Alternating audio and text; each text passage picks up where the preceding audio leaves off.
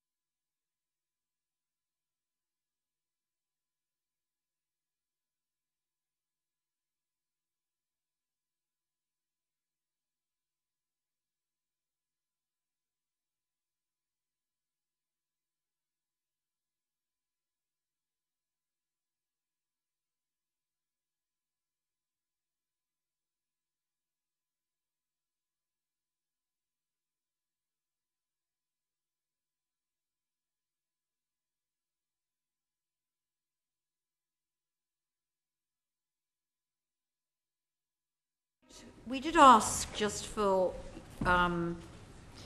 greater understanding, Lynn, we asked for a Cabinet Office representative to join us this afternoon. And I have to say, in my usual way, I was reading the papers last Wednesday, Thursday, when I thought this is ridiculous, we need a Cabinet Office rep here. They have felt unable to provide anybody, so we are inviting them to come at 2 o'clock on Wednesday. So we'll take the two, because we need the two bits of evidence together, inviting without any option to say no. Right. Chair, they've already written to you? Well, only this morning, a hell of a long letter, which I haven't even bothered to read because it's so technical. But if they had the expertise to write me a letter, I think they had the expertise to come and be a witness beside you, which I think would have been better. So it's a bit of one of those irritating things. But we will talk to them on Wednesday. Okay. This is quite a complicated issue, so I'm hoping that we've got our brains around it, and we've got some very capable people giving evidence. I was going to start with you, Mr. Dearnley, really. You've now been in post for over a year? Just over a year.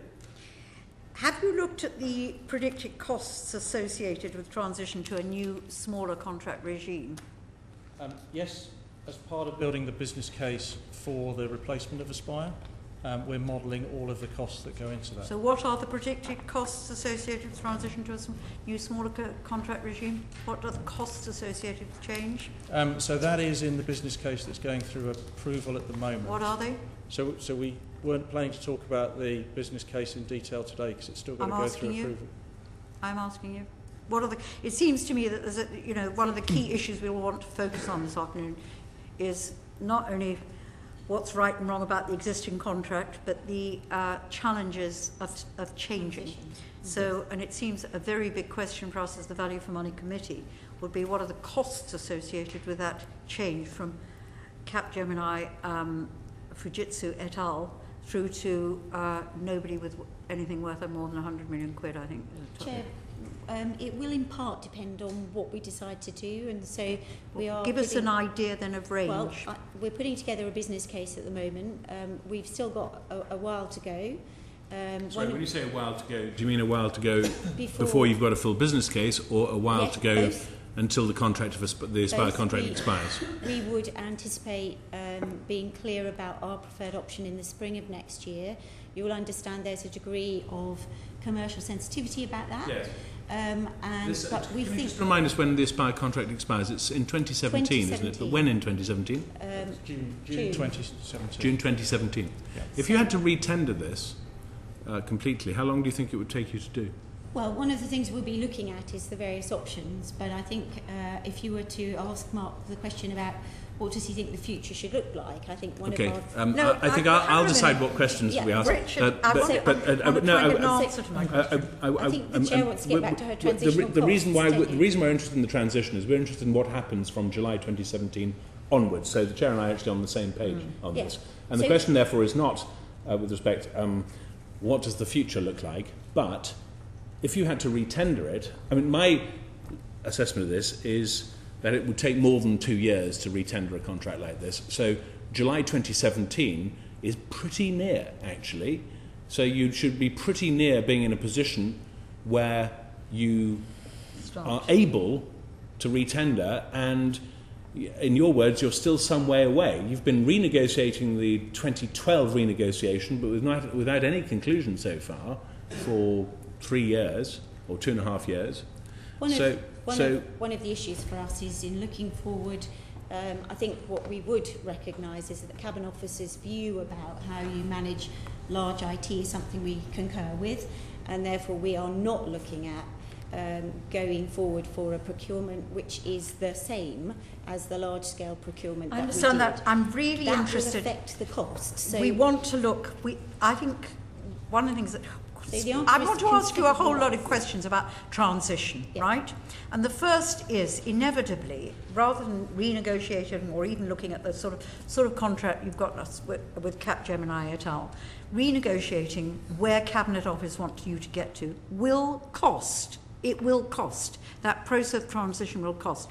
I want to have certainty from this committee as to give me the range of where you think those costs will be. Just the cost of transition. So in terms of the duration for transition, so we think... Sorry, cost of transition. The cost of transition. So we are working that through in the business case, the detailed costs and the transformation that associates with it. The pure costs of doing the commercial and technical part of the transition for the next 2 years, we've budgeted 5 million this year and 25 million the following year.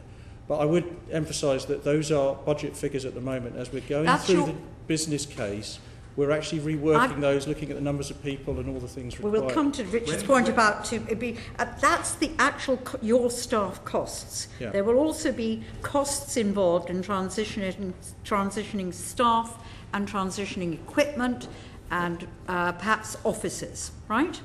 So what are the cost of what is the broad range of that cost? Then I want to ask you another transition cost question just on that. So I understand you're setting aside 5 million quid on your own staffing costs. And 25. And 25. But then there will be costs in transition involved in transitioning staff, in transitioning equipment, and in getting hold of the office spaces that Mr. Levitt and his organisation currently run. So I can talk to you about the different areas of cost, but each option that we're considering at the moment has different costs associated with it, different models. Range?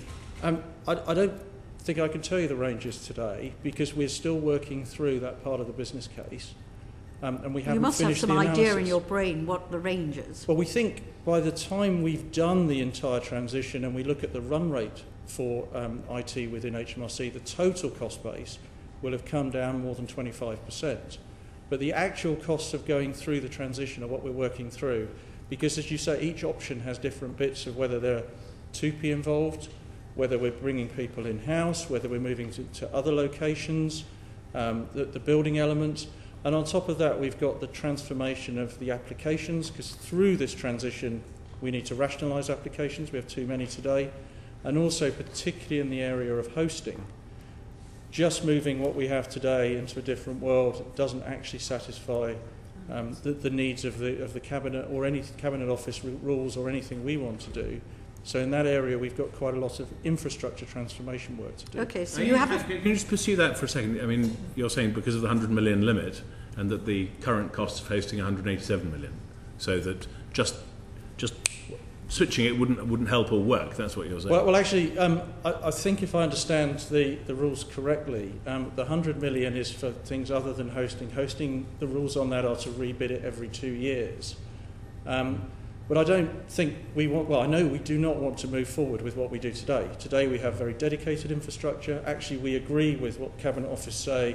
We need to move it into the cloud. We need to be able to leverage multiple clouds so that we can manage better our peak loads at areas like SA peak and the tax credits peak. But before you embark on this, I'm sorry to pursue this, there seems to be there's cost associated with your doing the work in, within HMRC. I understand, which is your 5 million, 25 million. There are costs associated just with transitioning people, equipment and property. There are then costs associated, and you can't give us a figure or a range. I'll give you a final opportunity. You're telling me you cannot give me a range today, although this is all going to be implemented in July 2017. So You can't give me, that's 2.5 years, 2.5 years. So you can't give me an idea of range. The range is not accurate enough for me to give you today. Going back to my earlier question, when will your business case be shipshape? So the business case is going through the internal governance processes at the moment. We are then going through a phase of external validation of it, which is just beginning, and we expect to have it ready for Christmas. And we plan from that, and that includes certain parts of the approval process, both within HMRC and then wider Cabinet Office and HMT. And we expect to be talking publicly about it early in the new year, so in the spring, because we need to do that not only to give contractual certainty, but also to give certainty to the thousands of people involved in this, so that they know what's going to happen over the next few years, and don't feel concerned for their own careers. Will you meet the 2017 deadline? Yes. You're sure? Yes. A major contract like this, regardless of which model you adopt, what's your anticipated lead-in time before you move it out, start to talk to suppliers or supplier, or what? So we expect to be talking in the spring about everything we want to do over the following 2 years. And have you factored in the reaction of those that you will be approaching to deliver the service? Yeah, so HMRC, what's your anticipated lead-in time from the supplier's point of view? So we know, firstly, we know the suppliers are already watching us. So this is widely known. Suppliers are what? Sorry. They're already watching us. So they're watching you. Yeah. So this contract is already. They know the dates, and we, in our modelling, if we can get out in the spring and tell everybody about it, when, then we believe that they have plenty of time over 2 years. You're not going to extend. You're telling the committee you will not extend the contract with CapGemini beyond 2017. We have no plans to extend. No, you will not. We will not. Mr. Levitt, this is 64% of your UK public sector revenues, is that right? Sorry? 64%? I've read different numbers. I've read 90% and 64% of your UK public sector revenues. Is that right? It's approximately 60%. 60% and 9% of your global revenues. Slightly less than that. But it's a big of that order. Right. Okay. So in 2 years' time, you're going to lose this apparently, because it's going to be given out in smaller chunks to other people. What are you going to do? So I think the first point is CapGemini is a large global organisation. It's very resilient, and also we have been aware of 2017 for a long time. So it's all been factored into our plans. The second point is, as Mark said, the Aspire contract will go out into tender in some form. We're not parties to that planning at the moment, and we'd fully anticipate bidding for work ourselves. Can I ask whether you factored into the costs of transition, just to stick to that as well? We've talked about your costs, we've talked about your inability to tell us about the costs on that. What about risk? You know, when we look at the record, for example, PAYE, Lynn, just after you arrived, if you remember, the chaos in transitioning to the new system there meant we lost £1 billion in effect in revenue. There are obviously massive risks in this undertaking. What potential estimate have you had that of loss as we move away from Aspire to the new world? Well, I don't think we are anticipating a loss as we suffered in NPS in relation to yield.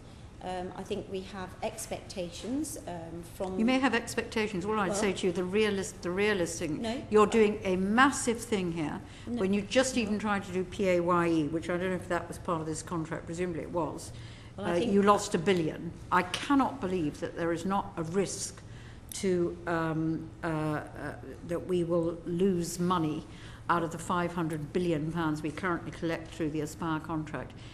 During that transition, I just don't believe it, and I think you've got to have a figure in there for risk. We will definitely have, and indeed I think the NEO report has areas of risk, and we will definitely have a risk register and look at that. I think the NPS example isn't particularly relevant, because I think the evidence that was given to you at the time was that HMRC accepted that that wasn't a result of technology issues between ourselves and Aspire. The RTI contract, which is more recent and which we've talked to you about on a number of occasions was something we did together, and that has advanced our collection of tax by bringing more money in year than the previous system did. So listen, so far, according to this report, only 3% of your IT expenditure you've put out of contract beyond the Aspire contract. I mean, you've got no ruddy experience of this at all. Not true. I cannot believe, No, I that's cannot not true. believe that you ought to, if you were sensible business planning, put in a risk figure of potential loss of revenue, and you ought to be thinking of strategies to mitigate it. And if you're not doing that, that becomes a criticism from this committee. You might let Mark tell you of the work we already do, because it's not true that it's all done through Aspire. So that's what this report tells us. I think there are two elements to both what we do on a day-to-day basis and also what we're doing to start bringing control of the projects in-house. So the first, on a day-to-day basis, actually, 34% of all tax is brought in by systems that civil servants already run, and that's about to go up to 40% with the insourcing of Chief at the end of this year. So from the original inland revenue merger, actually we kept the civil servants that ran that, and they bring in all of that revenue. So we do have a significant number of people, there's 300 of them, who are very experienced in running high reliability platforms. They do the coding. They do coding, yes. Quite big deal. Yeah, proper coding. They do proper coding, proper system running, and proper administration. And if those systems don't work, the ports stop, the ferries stop. You know, it's real stuff. On the projects, I would agree this is a really important part of our transition. We have, over the last year, started to bring more both design and project work inside of HMRC under our control. We now have, as of this year, because obviously this report looks at last year, 40% by volume of all projects are now run by HMRC staff. These are largely in the digital space, because obviously that's our main growth area. Now, as of right now, that's still only 20% of the spend, because a huge proportion of our spend is on infrastructure, and the projects around infrastructure, and they're still with Aspire. But that will start to move as we move more infrastructure towards a cloud-based model. The other area that I think comes out very clearly in the report is getting control of design, because it's the design that drives the cost base. And when we look at what we think will actually reduce costs over time, it's the use of cloud and a better design. And we have grown and developed already, and have more work to do over the next 2 years, our CTO function.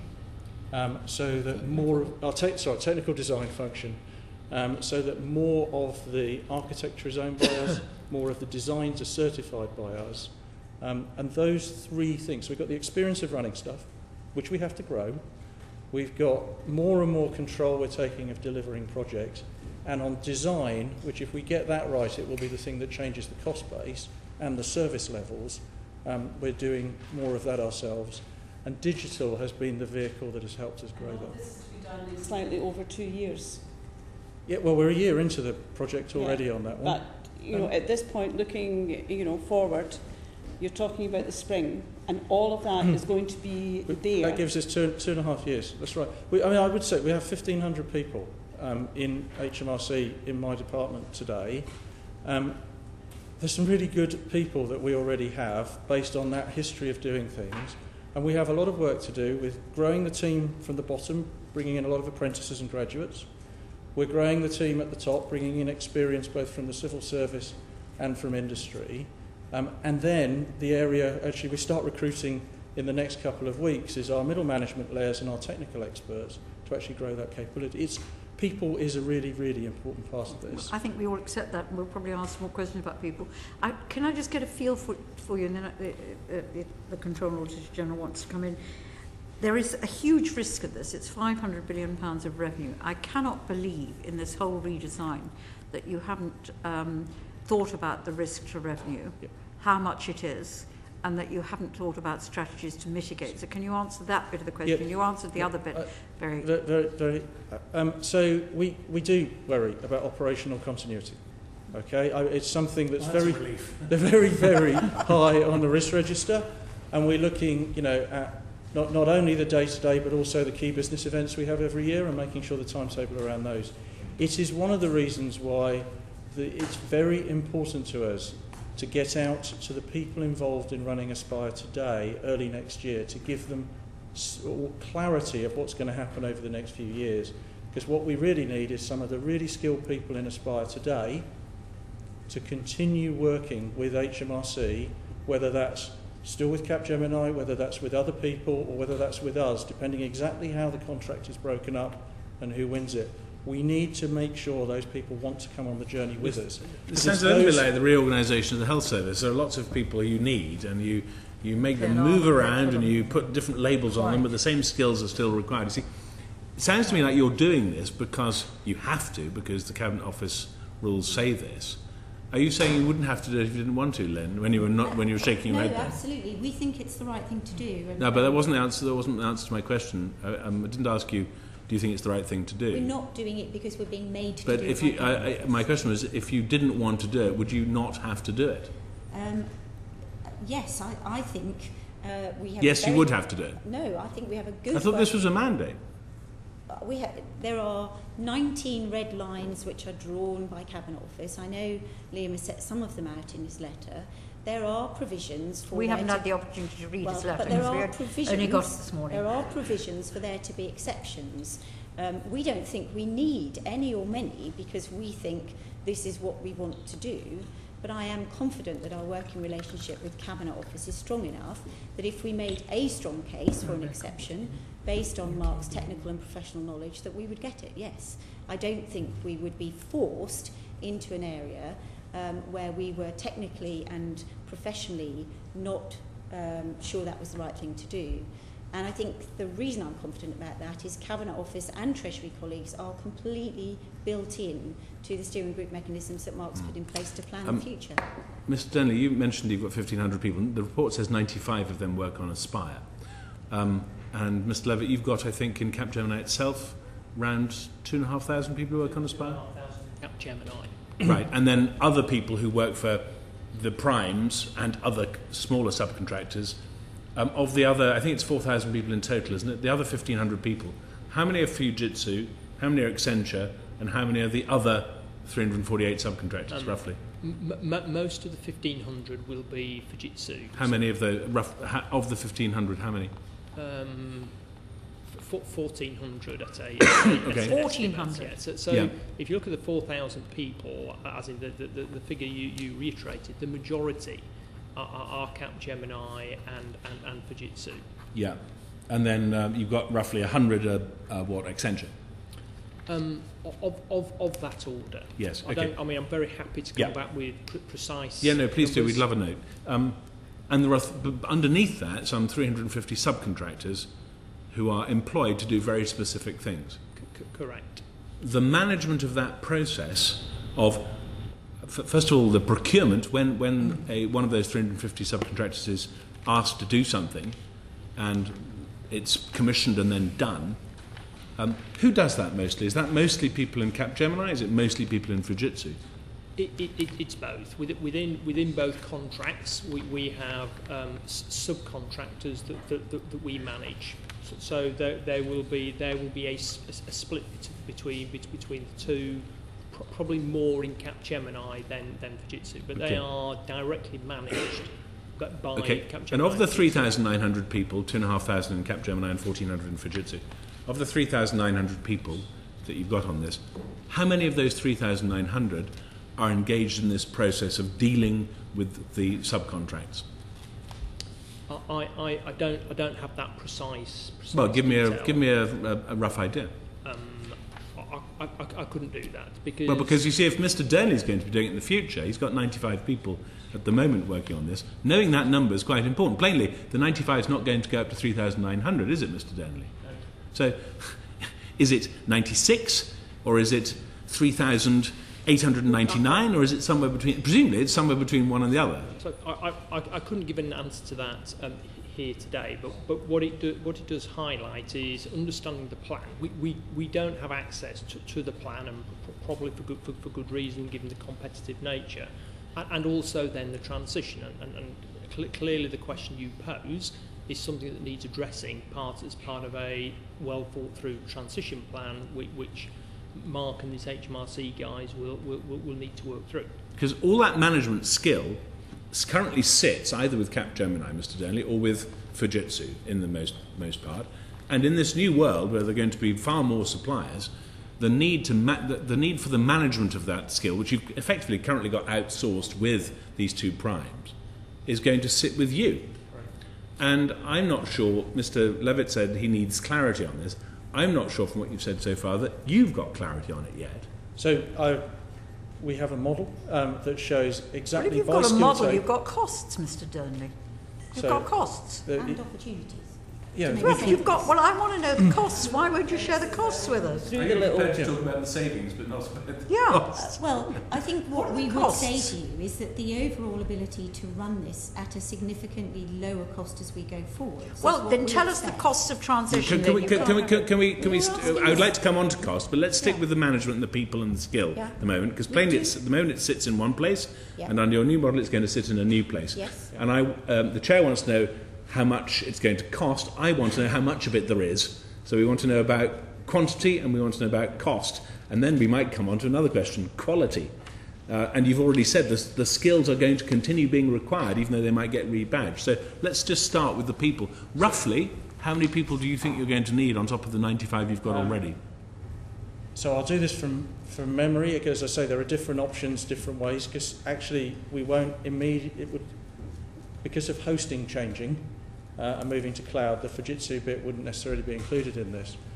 What we see is a model where the number of people goes up significantly during the transition, and then post-transition comes down, but to about 50% more than we have today, because we'll repurpose a lot of people because they won't be managing the Aspire. So in other words, you might end up with 150. We might. I mean, but you expect that there might be a bit of a peak before you drop down there's to it. also there's also different skill sets as well that we'll take through, because from managing contracts to actually doing what is essentially post-merger integration work, so going and repurposing all the contracts, renegotiating them with all the suppliers, and then the ongoing work, those are quite different things. Which all has a cost attached to it. It has a cost yes. currently as well. So Well, you have an ongoing maintenance cost, but you don't have a repurposing the contract cost, No, but which is that sort of negotiation is changing the state is by definition a more costly exercise than maintaining the state, isn't it? So there's a one-off. in transition costs, yeah. Yeah, it's a one-off to go from. So essentially, we've got to novate all the contracts from CapGemini to us at a point during the transition. And what's the range of costs for that? So You obviously have got it. Oh, You're just not okay, but can you sharing just, it. when you say it'll shrink back to about 50% more than we are now, just prior to the chair's point. So we established it'll fall back. It's 95. It'll go up and then fall back to 150. What do you roughly anticipate it'll go up to before it falls back to 150? I think it goes up, and I am. Don't worry if you don't have to sign your name and blah. If it's slightly wrong, you can write to us. It goes up to circa 250. Right. Okay. It's a lot of people needed. Now, novation actually per se, hopefully, shouldn't cost us anything. That is not the plan, because it is a contractual exercise of repurposing contracts instead of being aligned to CapGemini. You don't pay it there, you pay it there. Yeah, Yes. yeah. And preferably a bit less. Sorry, I just want to ask you, the chairman of the Public Administration Select Committee said it would be a mistake to run before you can walk unless there are people in HMRC with the skills in managing a number of smaller contracts, then you'll be jumping out of the frying pan into the fire. Now, Bernard Jenkin is an experienced politician. He, and I think, was a government minister at one point as well, was he? Bernard Jenkin? I'm not quite sure. Anyway, it doesn't matter. He's chairman of the Public Administration Committee. So they're flagging up in terms of public administration that the model might be really difficult for you to manage, given, the fact it's been difficult to manage the current contract. How are you going to do it with up to 100 different suppliers? How are you going to create cohesion? This goes back to the risk. It's not just the cost, it's the actual risk factor that I don't think you're giving us confidence that you've thought through. We are starting to do this now. So in the last year, we've changed the organisation so that we've got clear accountability, particularly for operations. We are starting now to do this with more contracts where we've been out to the market. Admittedly, it's not a large number yet, but where we're starting to manage things both operationally and delivery more directly ourselves. And one of the pieces of transitional work that we have to do ahead of migration is to redesign our business processes and all our systems so that we can actually move from a world where it's one very large broken down bill every month with Aspire to a world where we can manage 400 suppliers and the supply chain for those. So you challenged the chairman of the Public Administration Committee, and he said that unless you are effectively teaming over with people in HMRC to manage these contracts. I'd say we are starting now to do exactly what's been suggested there. Mr. Dearnley, how many new people have you brought in since you've been there in the last year? New people? And you're at the various levels. So take the top, the development level, and then actually, how many have actually started? I've refactored my whole leadership team actually since I've arrived, with a couple of exceptions I'll go through. So I brought in a new director of development, test and operations who's come from Marks and Spencer's, where he used to run all of operations. We have done a cross-Whitehall selection and selected a new head of IT delivery. Who hasn't started yet? No, he's in. He's in? He's in. Any she's? I'm struggling with she's. I'd love to, but I can't. It's really hard. It's not enough for top jobs. Well, I'm being sarcastic, by the way, just in case. Particularly in IT. I mean, I do have over 40% of my staff are women, which for an IT organisation, down the chain, not at the top. I wish. I mean, it's something we've got to work on and work through. Have you got a scholarship programme to help? So we're doing a number of things, particularly at the apprentice level. And throughout the organisation as well. So that's 2 new directors you took. Oh yeah, and I'll come on to the digital side in a minute. So and this, you'll have to forgive me, starting on the 1st of November, if that's allowed, is a new head of a director of IT, of transformation for digital. So he will arrive. And we've got an existing director of security who actually runs the whole government security profession. So I couldn't go and find someone better than that. And then on top of that, we've appointed a CTO who had been in HMRC for a number of years, but has external experience and HMRC experience. So we've been working very, very hard on getting the top team right. As I said earlier, we're now just starting to go out at the SCS and the grade 6-7 level to start to fill the skills. But you haven't recruited to that yet? Sorry? You haven't recruited to those levels yet? I think we brought 1 or 2 people in. I couldn't tell you the name, but we have to do some serious recruitment in that area. Then at the lower levels, through our apprenticeship scheme and also through setting up our digital delivery centres in Newcastle and London, we are starting to bring in a lot of new development talent. How many? So far, we've recruited, let me get my numbers right on this one. So we've recruited 26 and made 13 job offers last week, and that takes us to 63 civil servants in those centres. So we are finding that actually... Has it sped up a lot since the publication of this report in July? It has. Funny that. And it's not... It is the timing. It is the timing. I mean, we have just got going. I mean, we kicked off the Aspire replacement programme in January, and by the time this report came out, I mean, it's unfortunate, but we really hadn't got it motoring, and we didn't want to say to NAO that we had when we hadn't. Fair enough. Can I just ask, and I understand that, but as we listen, you wouldn't think it's unreasonable, I guess, for us to say this is a very big change. Yeah. Yep. It's not. I don't regard that as a difficult point. I think I'd agree. Right. So now, as we listen, we're trying to understand how aggressive the critical path you've committed yourself to is. When we think about it, and as I'm thinking about it, it's not an awful lot of data I've got to say. I'm sitting thinking, okay, they're going to want to run these things and trial them at the end. They're going to want to have to go through a process of contracting with all these providers and getting them all lined up, and you're going to have to find a way of talking to them all effectively. And you're going to have to, you've just told us you're going to redesign a lot of your internal processes and have new systems, and by the way, you look to me like a key man risk, sir. So taking all of that, all I would just counsel is that you think very carefully about what level of risk you've got. You've made a very absolute statement at the beginning of this, as I listened, about how you would not possibly go past the end date of whatever it is, 2 and a bit years, 2.5 years time, whatever it is. are you really that, I know you don't want to sound like it, you will get past, but are you really that sure of your ground, or are you pushing it? I mean, if you've been starting from, if you've been starting with a clean sheet of paper, would you give yourself longer to get all this done than you've got? Sounds like a pretty tough timescale to me, I've got to say. So there is a lot to do, but actually I think pace is really important in this, because we are talking about a lot of people's lives in the middle of this. So one of the really important things to do is to give them clarity and certainty as we go through. So I don't think I would sit here and ask for more time. No. I think we're fortunate in that we can leverage certain of the frameworks that already exist from the Cabinet Office, like the G-Cloud, like the Digital Services Framework. So some of what would traditionally be very long procurement cycles, we are able to work in a much more agile way. So if at some point in the period leading up to this we start hearing about you extending the CAP contract, it'll tell us it's not going according to plan. Is that a fair judgment? I'm not saying you're doing that, but supposing that happened, it would be a fair conclusion for the committee to come to that meant that things were slipping.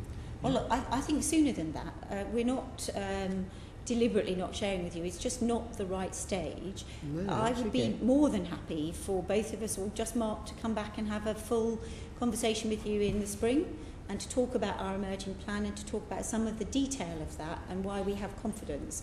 Now, I'm sure some of the individual milestones we end up setting will shift. One rarely has a project where nothing does, but I think we do have confidence this is doable, and the spring would be a very good time to have the more detailed conversation with you. And finally, my question about key man risk. We are confident. Key man risk?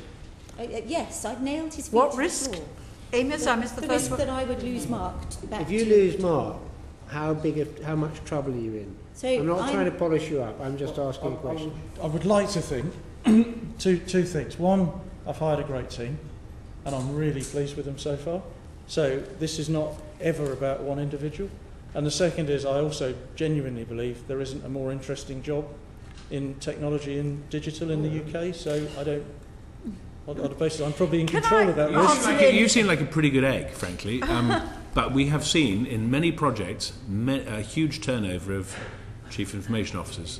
The Universal Credit has had 5 or 6. The National Programme for IT and the Health Service, there would be this great new broom would come along, and then they would announce everything's going to change, and then in no time at all they'd be off, and then somebody else would come in on a white horse, it's all going to be fine. And then they disappear, and then somebody else would come in, and finally, because we've got the armour now, we've got the white horse with the armour and the sword, we've gripped this now, and then they sort of turn out to have feet of clay. And I'm not saying you've got feet of clay at all. I don't think you've got a very good record from your background in, I think you were in Vodafone before. This is not you, well, obviously you are one of the factors, but it's really building around you a team. You say you've got a great team, and it's great that you've been hiring people at a rate of knots, which it sounds like you have. It's just, this is a very big change, and it's being mandated from outside at a particular pace. And you said pace was important, but pace is all very well, and I'm not against getting things done. But we saw, this was certainly the case with NP Fit, the single biggest problem was the absolute insistence of it's being done at a very, very high rate, without the suppliers knowing what it was that they were expected to supply, and frankly without the government knowing what it was expected to buy. And the person who urged on that speed, that pace, is now the Chief Executive of the National Health Service.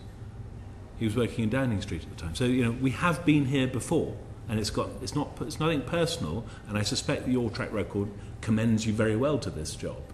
But it's a question of getting the bricks in place and not succumbing to absurd political timetables, which we have seen many times. So I would just add that when I first appeared in front of you in this role, one of the conversations we had was about the overall strength of the top team, and we've been building a team that I think is both highly competent, but which is also collegiate. And so one of the other dependencies Mark has is that his colleague DGs need to be part of this planning. and I think we both feel confident. So one of the obvious signs of confidence that would have given us the extra confidence would have been that because you're working so closely with them on what it is that's required, that the Cabinet Office would have turned up with you today. That would have been an index of some confidence and mutual cooperation and partnership and joint working and all the rest of it. We're going to cut with the Cabinet Office are coming on Wednesday. And I think Lynn, you did only ask them Lynn, last week. can I just ask you some questions? If this were all true, you signed the original memorandum to replace Aspire in January 2012. You were already there by then, weren't you? I was, but I wasn't the signatory. This is literally the week I arrived. Okay, well, it was signed. Okay, it was, yes, and I take you responsibility. You managed to for that. appoint Mr. Dearnley 18 months later, more than 18, October 2013, and we're now February 2014. And if you look at page 37, yeah, with a whole load of "I should have done this by then" that type things, not a lot has happened. Now, you know, another feature of this committee's work is that we always get promises into the future. I think, is it page 37? There's somewhere. Rob, is that the right bit? Conditions for success, 39? Is that? Yeah, page 39. Yeah, page 39. Yeah, the 4 phases. Yeah. So if you look there, phase 1, February 14 to July 14. Well, you can tell me whether any of all that's happened. You haven't had a business plan because you're still negotiating. For instance, you should have had it. You haven't managed to remove Fujitsu's right to exclusivity. You have done nothing on those negotiations. Well, you may be acting, but there's been no result on those negotiations at all. You've recruited a few top people, but you haven't recruited throughout the organisation the sort of capability you'll require to manage hundreds of contracts. Have you? So, I mean, what I'm saying to you is it's always promises mañana, with very little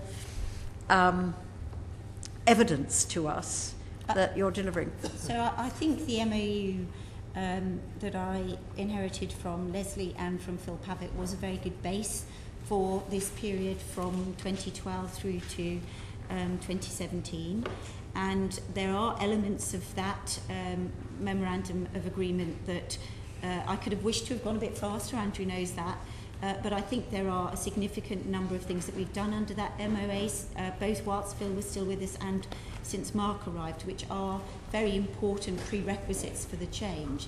So I would accept that I would have liked to be a little bit further on the novation. We're aiming to complete that by the end of this year. But I think there are several steps that we've made under that important agreement in January 2012, which have been important and will be the platform on which we go forwards.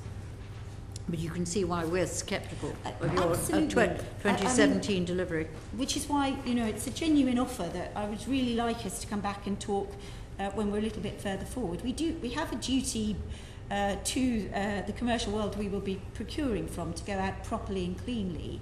It isn't anything other than that we are just at the phase where we are assessing a number of options and we will then bring those out. Well, we'll think about whether in March, when we're sort of winding down, we have another. We would welcome that. But can I just ask you another question, which you're doing this massive recruitment, in-house recruitment.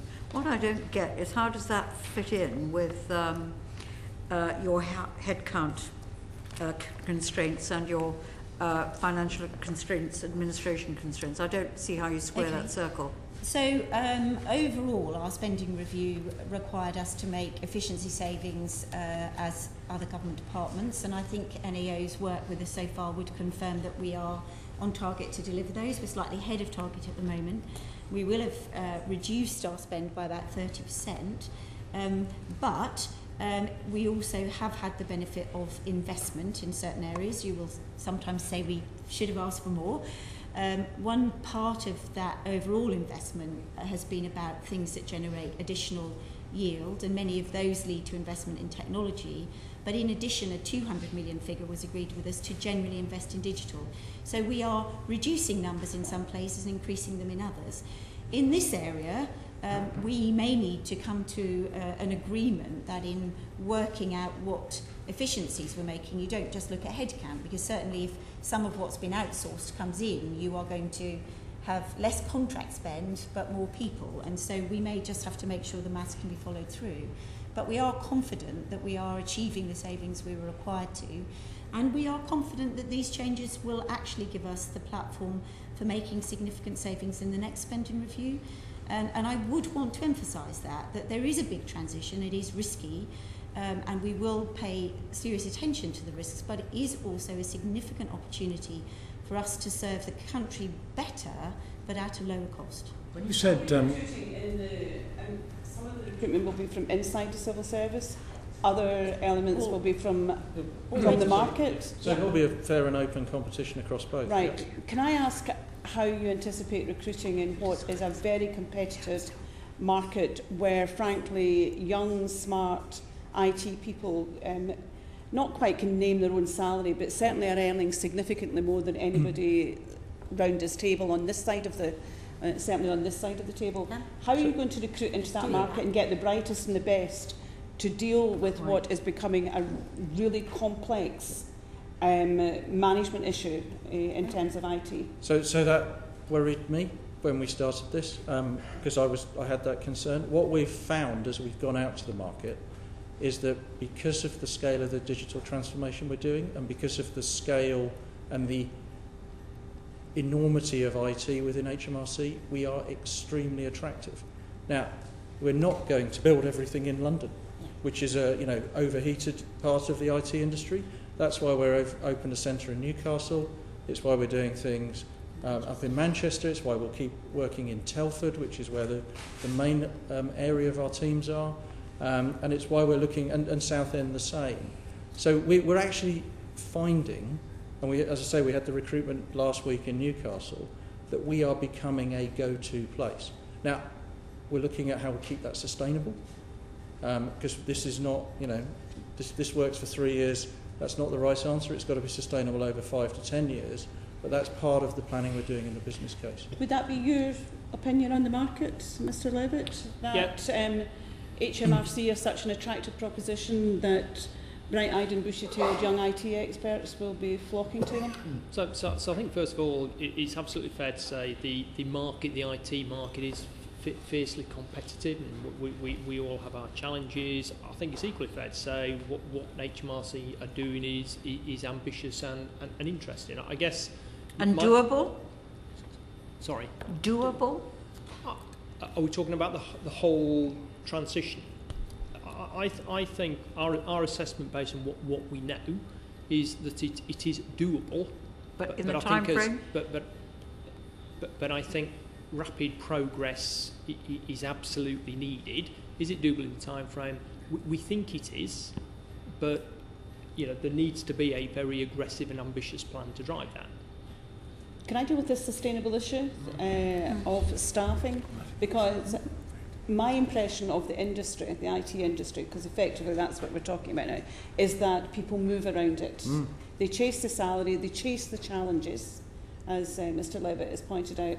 So what is going to be the sustainability of working with all of these smaller contractors for a project that actually we need some element of cohesion and sustainability in terms of the public finances, i.e. the money that we're going to pull in? So I think it's a mixture for both the HMRC staff and the third-party staff as well. Right. And we do need to plan for a world of staff turnover over a number of years. So what we will end up with are a number of people who join us and stay with us their whole career, which up to now has been a very high percentage.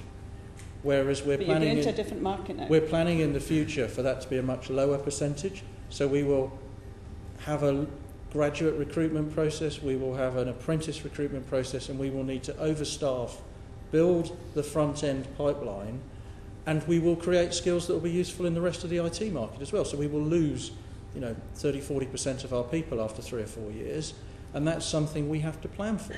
And I actually think that will create healthy turnover within our teams. When you say we will have a graduate recruitment process, do you mean hitherto there haven't been any graduate recruits going into HMRC IT? No, we use the civil service graduate recruitment process, and we also we have our own apprentice, but the volumes we need to put through are much greater. So go on, give us figures again. Well, so at the moment, this year we did 17 apprentices, next year we do 35. I think it'll go to 3 figures as we go forward, so I would see us over 100. And on the graduates, we will look at the relative benefits between apprentices and graduates. Are these domain specialists, IT graduates? So, yes.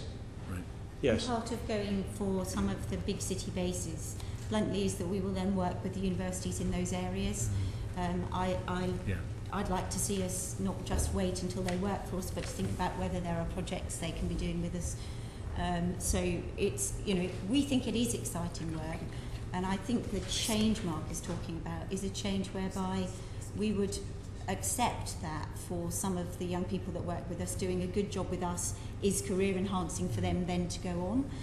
But we would hope and expect others will follow them on, and indeed that some of those people would come back to us at a later stage of their careers. You expect an insurance to 40%? Is that what you said? Well, of the new recruits, period. I don't think we'd get to that level across the whole patch, but of the new ones we bring in? Not literally every year 30% of those that join us go, but that we will expect a much higher degree of churn in this area, and you will plan for it.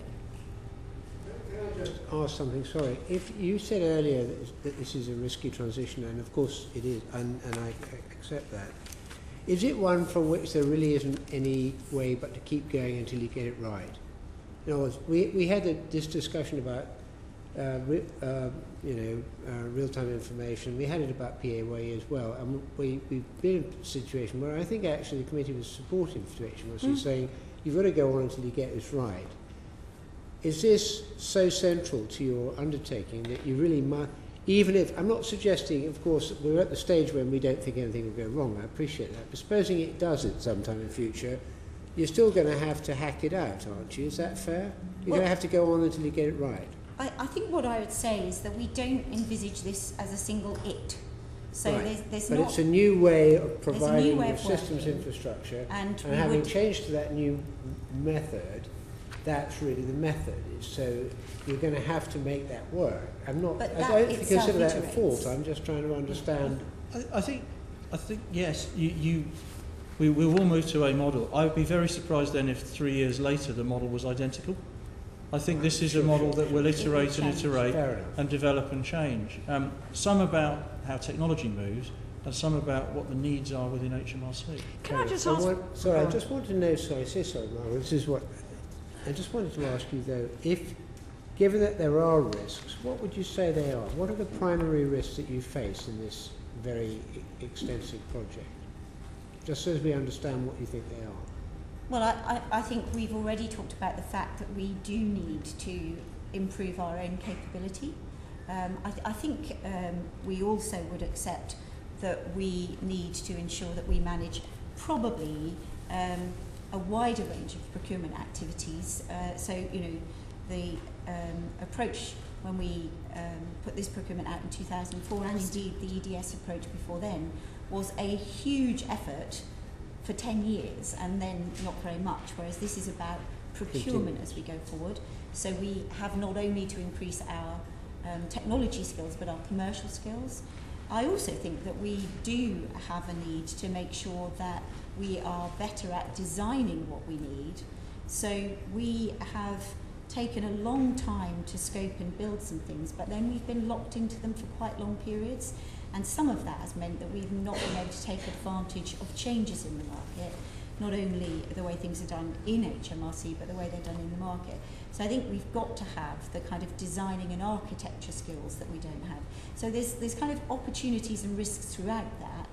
And I suspect as we go forward, as with all risk management, you won't avoid all of those risks, you probably shouldn't. But anticipating them and mitigating them will be a big part of the shift. I mean, Lynn, I've got to say to you, with that list, that is so cross-government. You need commercial skills, you need IT capability, you need to decide. No one else has solved it.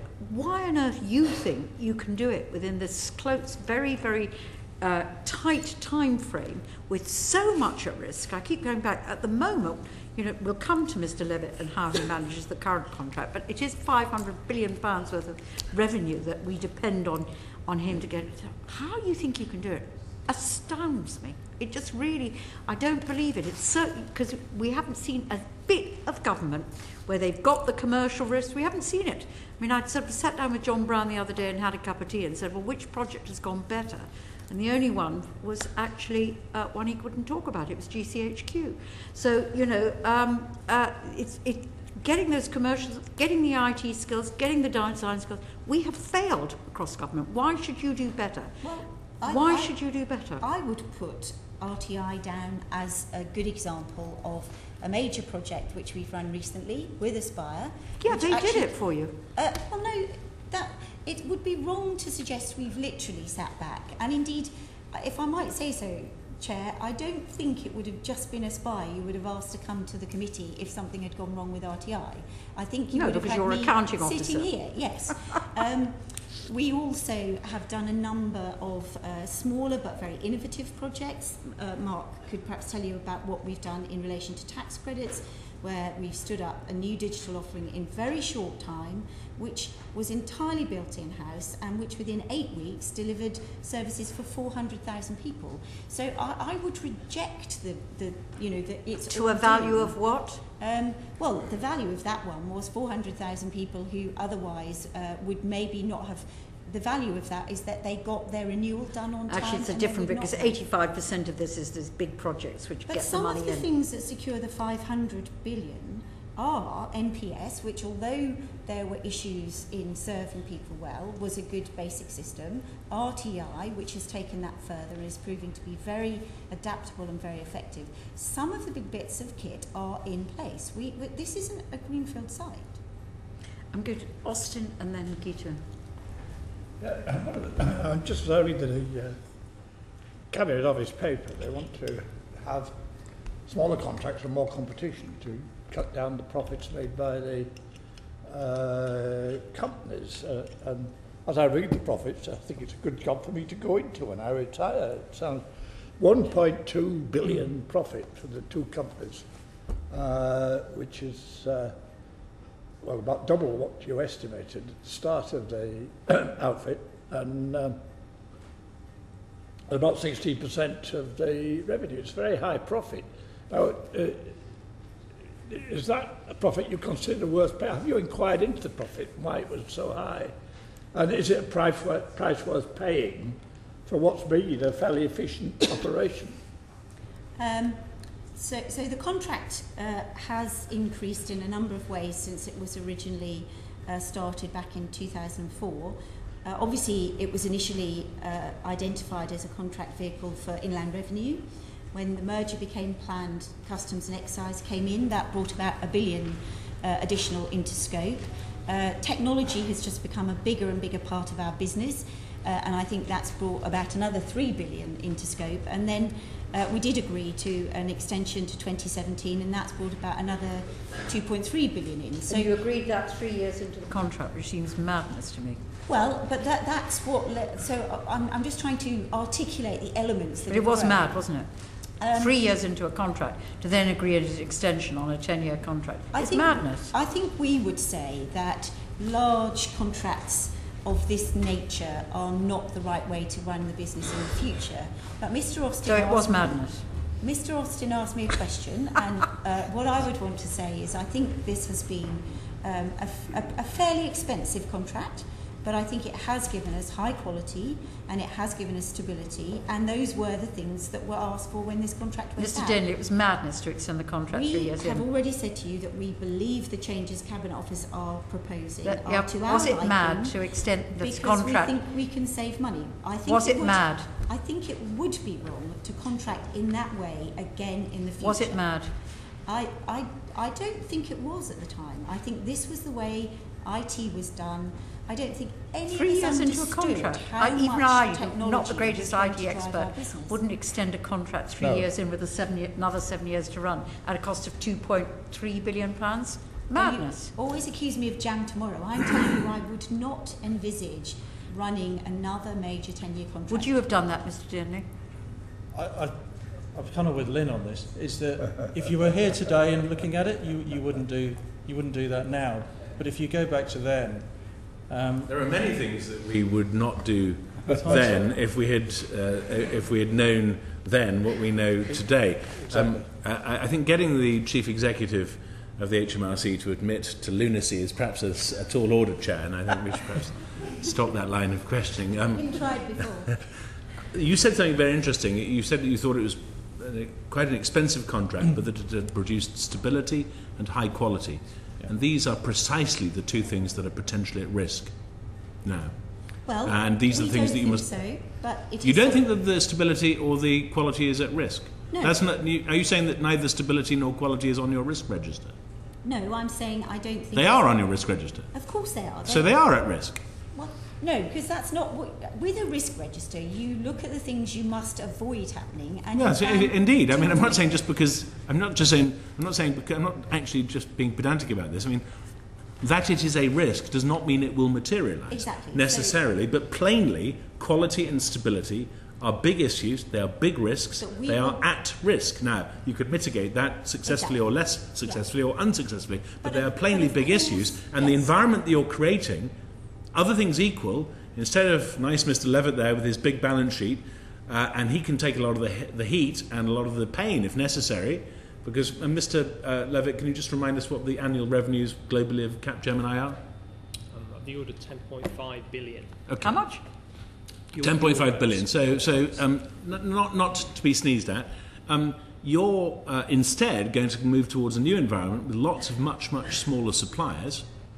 So the stability must be, at other things equal, must be at increased risk compared with now, admittedly an expensive contract. And the quality, other things equal, is going to be at more risk of being more varied, up and down. You might find some brilliant supplier who can do something at twice the reliability at half the price. I mean, of course, that's possible, but the reverse is also possible. So how you mitigate those and control them is the interesting question, going back to what the CNAG was asking you earlier. And it's not clear to me yet that you are across how you're going to manage all these risks. That's my concern. Mr. Dearnley. So you're quite right, both of those are on our risk register. And if you look at our risk score, it's currently very high for exactly that reason. What we're doing as we produce the business case is working through how we will mitigate those in an ongoing basis, and also how we mitigate them through the transition. And you know, a lot of this will be down to the way we manage, the way we transition, the changes of our delivery model. So moving away from longer waterfall projects to shorter agile projects, so that when things go wrong, and I'm sure they will, we are on top of them more quickly and can react to them more quickly, and they're not huge things that go wrong, they're smaller things. Lots of small, early, cheap failures, in other words. Actually, I have to say to you, Mr. Dillon, the difference here is with HMRC, you say, I'm sure they will. You know, if there were a bank sitting, I mean, we'll come in the end to some of the mistakes you made. I don't think you can be... Some of your back office stuff might go wrong. I can understand that. But all your front office stuff, the collecting of the money and the giving out the money, should never go wrong. It should never go wrong. And there's far too much of an attitude here that, you know, that it doesn't matter. It's only 100,000 people here or 200,000. You couldn't, if you were running a bank, you'd be sacked on the back of that. So I say that this matters enormously, that every day... Well, it should never go wrong. Every day, everything works. That's what we get out of bed to do each morning, is to make sure not only for the customers but for our staff, they come in and it works. And as Lynn said, a lot of this is not about building shiny new things. This is actually about building on and improving the things we already have. But you said some things will go wrong, Mr. Dearnley. You said some things will go wrong. And all I'd say to you is if you were running a bank, you wouldn't accept that. And I think if you're running HMRC, any of the front-facing stuff should never go wrong. I just wouldn't feel fair to say nothing will ever go wrong, because I think that isn't true. Nor would I think the sectors you mentioned would say it either. But what I would accept, and you know, we would absolutely want to emphasise, is that the purpose behind making some of the changes we're making is to deliver improved customer service whilst ensuring continued security. So we've mentioned our security function, and ensuring we can give people online opportunities but safely is a big part of our forward planning. So right at the heart of this, we think, is better customer service. It isn't necessarily by locking everything down and not changing it. And some of what we believe we will be able to do in the future is to adjust as the market produces new opportunities that are actually better for customer service. And we have got lots of current examples of doing some of this. So we've got apps for small businesses, again, currently generated both in-house and with our providers, which we wouldn't have dreamed of having available a few years ago, but which are becoming really important to the ability for small businesses to thrive. Customer service lies right at the heart of this, and we think is absolutely on the same page as bringing in the money. I look forward to you telling us that if anything goes wrong. Guido. Well, as it happens, I think the last answer has actually touched upon the question I was going to ask, because I've been listening very carefully, and the concern I would have is that we're moving to from a one-size-fits-all policy, which was previously the case with IT contracts, to a decision made centrally that we have to have smaller contracts because, again, the centre says that's the best way forward. And I've been listening very carefully, and I'm not convinced as yet as to why the reason is, or has been given by yourselves, as to why you think a smaller contract profile will be a better way forward. But you touched upon some examples just now, for example, of new options being offered. Do you think that those new options to small businesses, for example, are more likely under what you described in management speak as a more agile way of doing work? Do you think that's more likely with smaller contracts rather than with the current deal that you have in place? So in other words, would you say that the current deal has been less flexible than it should have been? Well, I think innovation and use of SMEs is something we want to do. Perhaps I'll ask Mark to give some examples. Yeah, I mean, we're just rolling out now a new telephony contract, which is one of the first ones we bid independently. And that's with a small firm called KCOM, relatively small telco. They, by working with them, actually sat with our frontline staff and them understanding what it means for all their solutions. They are not only being able to implement more quickly, they're being able to implement in a way that means our staff satisfaction has gone up. And it also means that we'll bring in more innovative solutions like online chat and secure messaging much more quickly than we would. So I think this way will allow us to do a lot more quickly, and it's just a different mindset of how people are working. Because on the answer you've just given, you're doing that currently with the Aspire contract running in tandem. Correct. So you have the ability to be very flexible with a small contract on a specific issue. But you also have the stability that Mr. Bacon was talking about with the deal with Aspire. So I think probably the way to look at it is, when Aspire breaks up, there's still quite large chunks of this is not, lots of 4 or 5 people working on things. These will still be large contracts. Now, whether they'll all get to the 100 million, I'm not sure they'll be that big, but there's still significant pieces that will need to be run by people who really understand service management. That you will know and recognise. Mr. Levitt, do you think that some of your people will go off and form startups to bid for some of this work? I mean, is that something you're anticipating? I mean, it might not be good for you, but in the environment, in the landscape, do you think that's likely to happen? I would have thought that is more unlikely. More? Unlikely. You'll just pick up some of the contracts.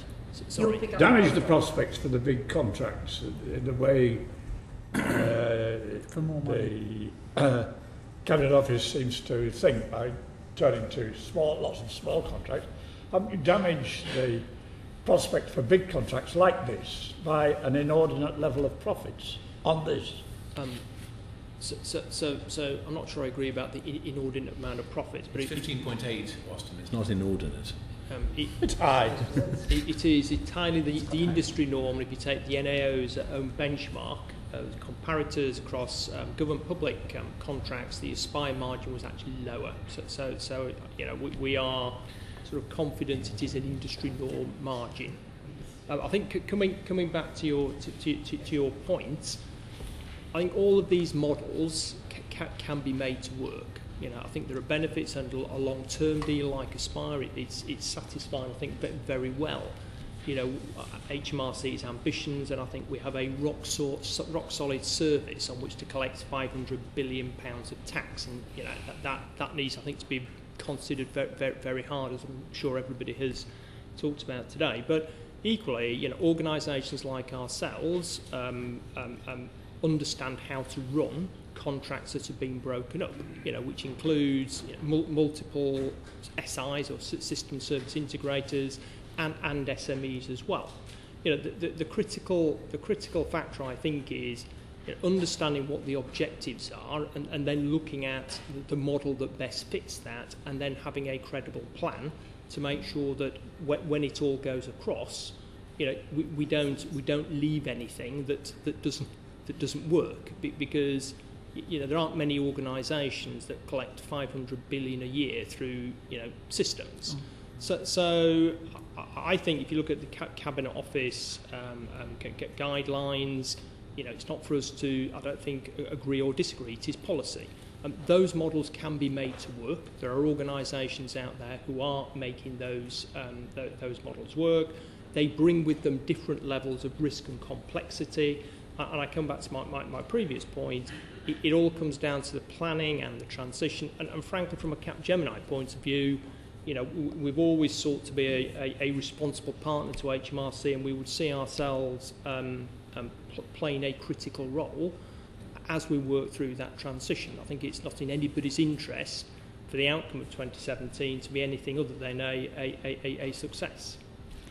Just on that specific point, one paragraph that raised some concerns with myself when I was reading the report was 2.5, where it said that the management information does not allow HMRC to identify what they've been doing well and what the Aspire contract has allowed HMRC to do well. So in view of the fact that we've just been told in effect that we can actually pick and choose the best aspects of what's been going on at the moment and be more innovative moving forward, in view of that lack of management information highlighted in 2.5, are we now in a position where we know what's inland revenue or HMRC have been doing well and what the Aspire contract has allowed you to do well? Are we in that position now, or do we still have a lack of that management information? I think the nature of the contract has given us a lot of information. There's open book accounting, for instance. But as you've described yourselves, it's been a contract that we've stood back from. And so the work that Mark is doing to enhance our capability and our expertise is growing our opportunity to say, well, if you do it like this, you get these results. If you do it like that, you get those results. So I think by the time we make our final proposals within the business case, we are confident we will be able to weigh up the benefits and the risks associated with a range of... Answer the question, which is, have you currently got the data to monitor properly? Well, with a large contract like this, we don't have all the moving parts data. The contract didn't require us to be given that. And part of the need is for us to have the expert capability to test different models. So we are in transition towards that, yes. But it's the nature of the big 10-year contract that you kind of gave it away and said, do it for me.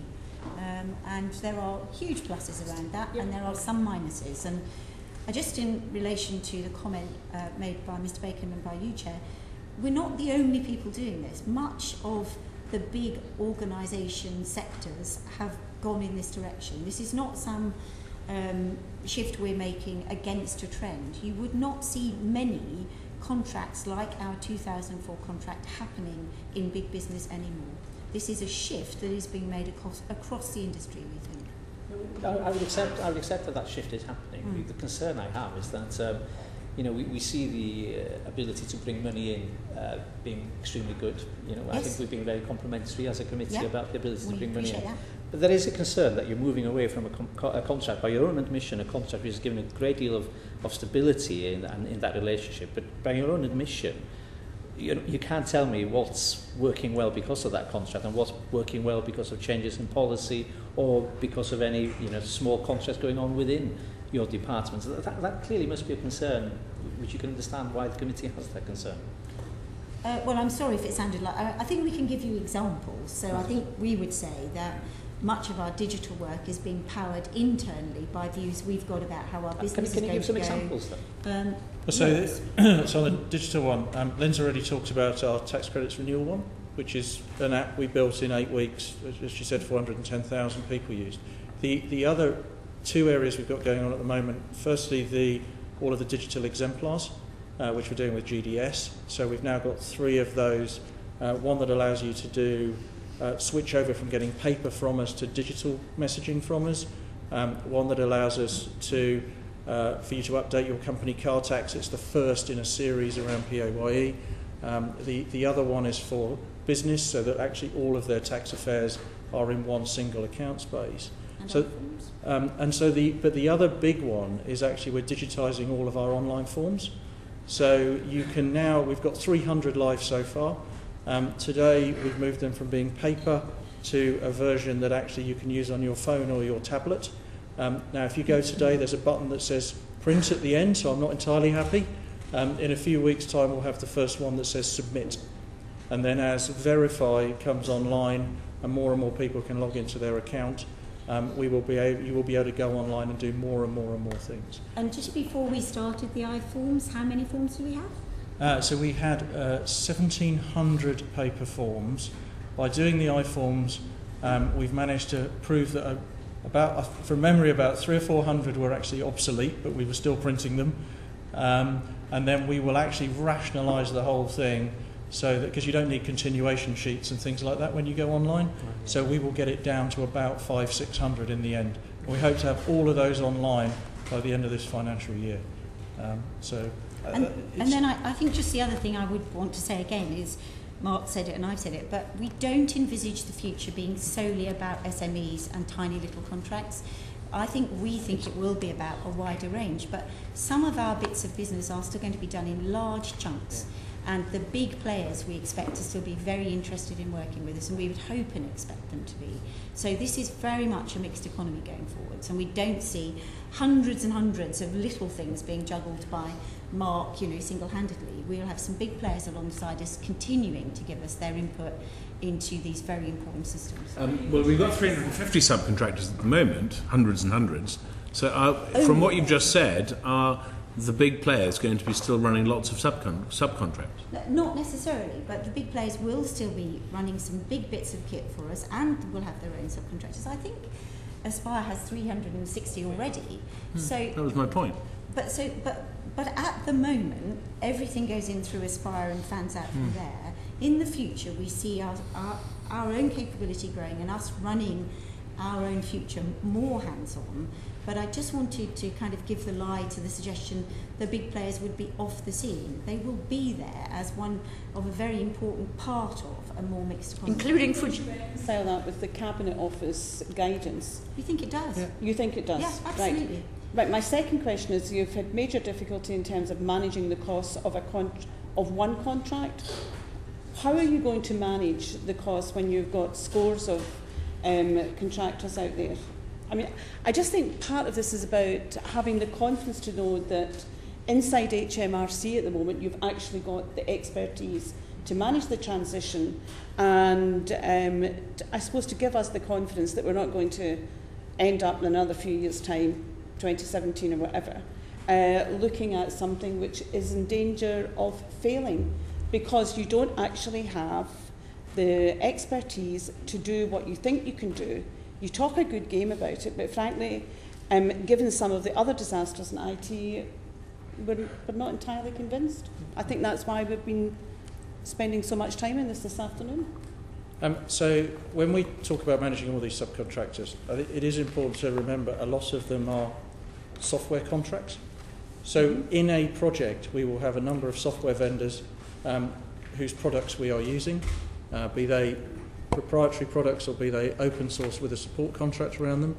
And then we will have a number of development partners who are working on it, or perhaps an operations people who are actually running the ongoing. In terms of then, how do we know the costs are likely to increase, or how do we control the costs? This comes back to sort of my earlier comment about having much more in-house control of the design, because actually it's in the design and the understanding of the architecture that costs are made. So the business processes, the technical architecture is where you set the costs and where you can see if things are going to go wrong.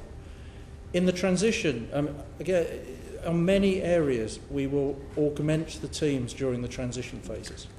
So can we do this all alone, or should we do this all alone? No.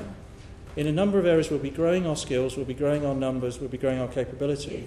But during this period, we will also bring in experts who have done this before, not in large numbers, but small specialist firms to help us with this transition. Because it is a big, just like any post-merger integration work, you would bring in specialists to help you manage that journey. So does that mean you take issue with the NEO's recommendation C on page 10? that HMR's capability Not at all. needs are unlikely to be met solely through developing existing staff? Not at I think that's exactly what I just said. Is no, we will not do it just with existing staff. We'll bring new staff in, and we will use specialist help to get us through this transition. I want to go to your record a bit. Yeah. I will come to you. Let's go to your record, because this is, again, all jam tomorrow when you've finally become the first department in government to recruit all these skills that every other department has failed to recruit. So if I take you to figure 8 on page 27, let's just go to the meat of where we are now. Yeah. Okay, that's your record so far.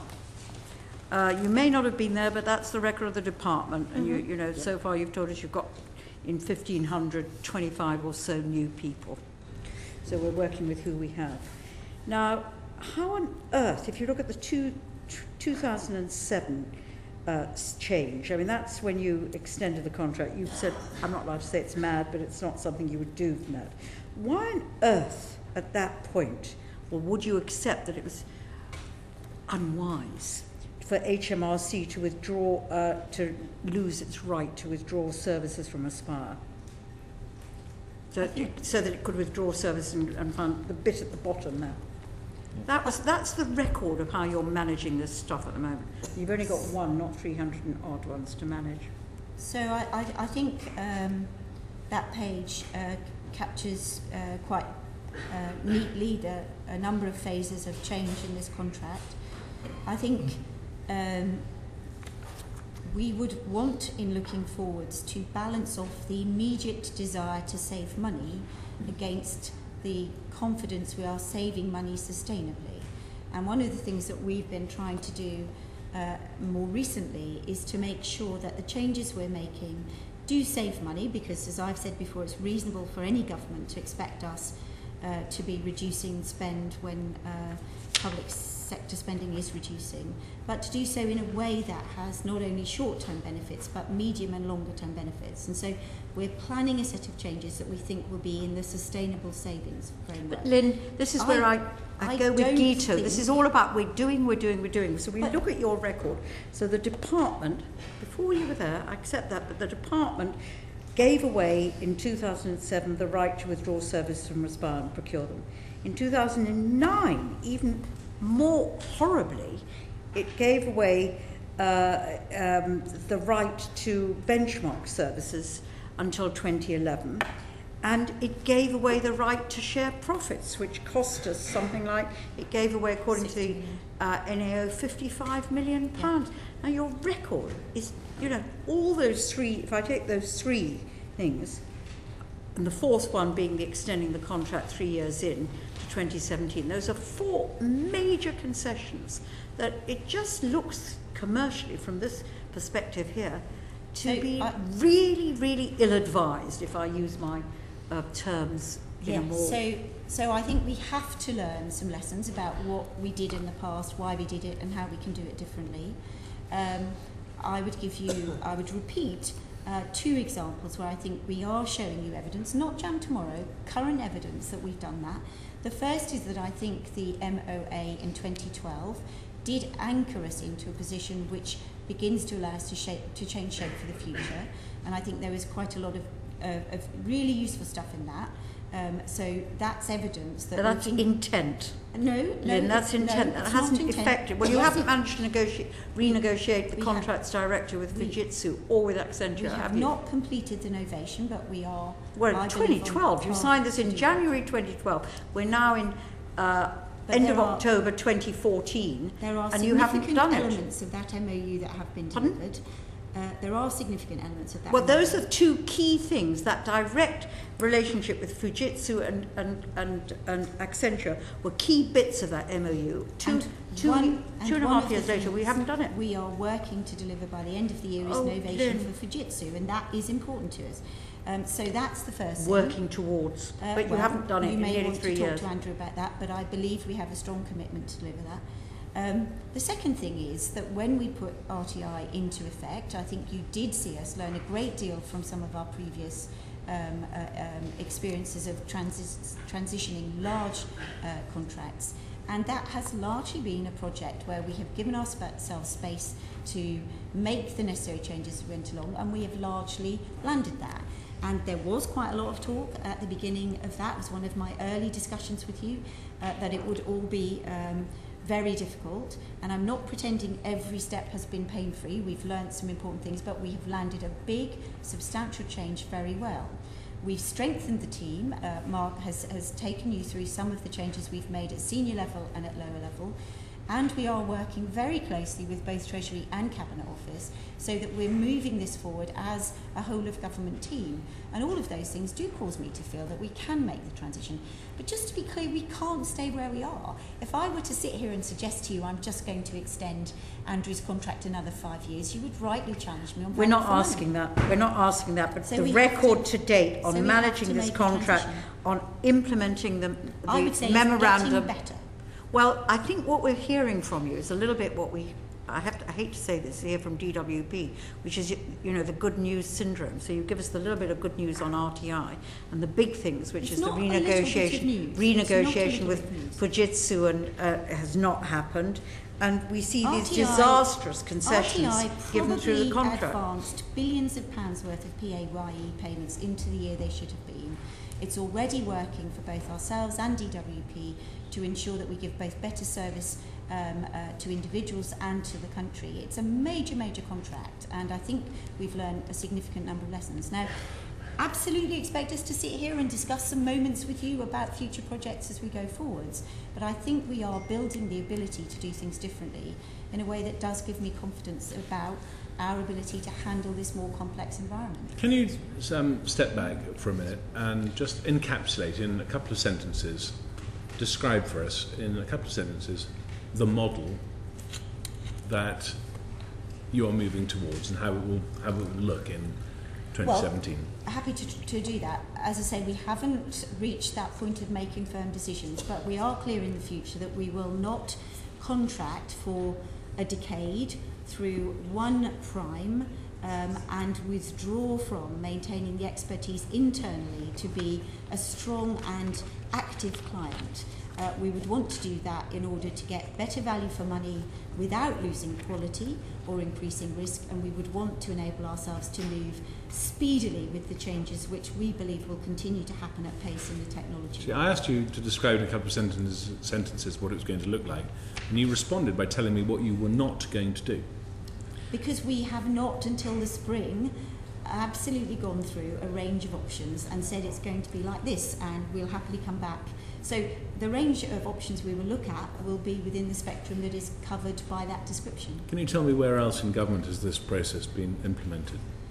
I think there are a number of smaller examples of it in government, but this is one... Such as? Well, some of what we've done already in HMRC. No, I'm talking about elsewhere in government. So some of what's happening in MOJ around their provision of desktops is being done through Agile. That's not an example. I was going to say, I think this will be one of the biggest, because it was always one of the biggest, 10-year contracts that is coming to an end in 2017.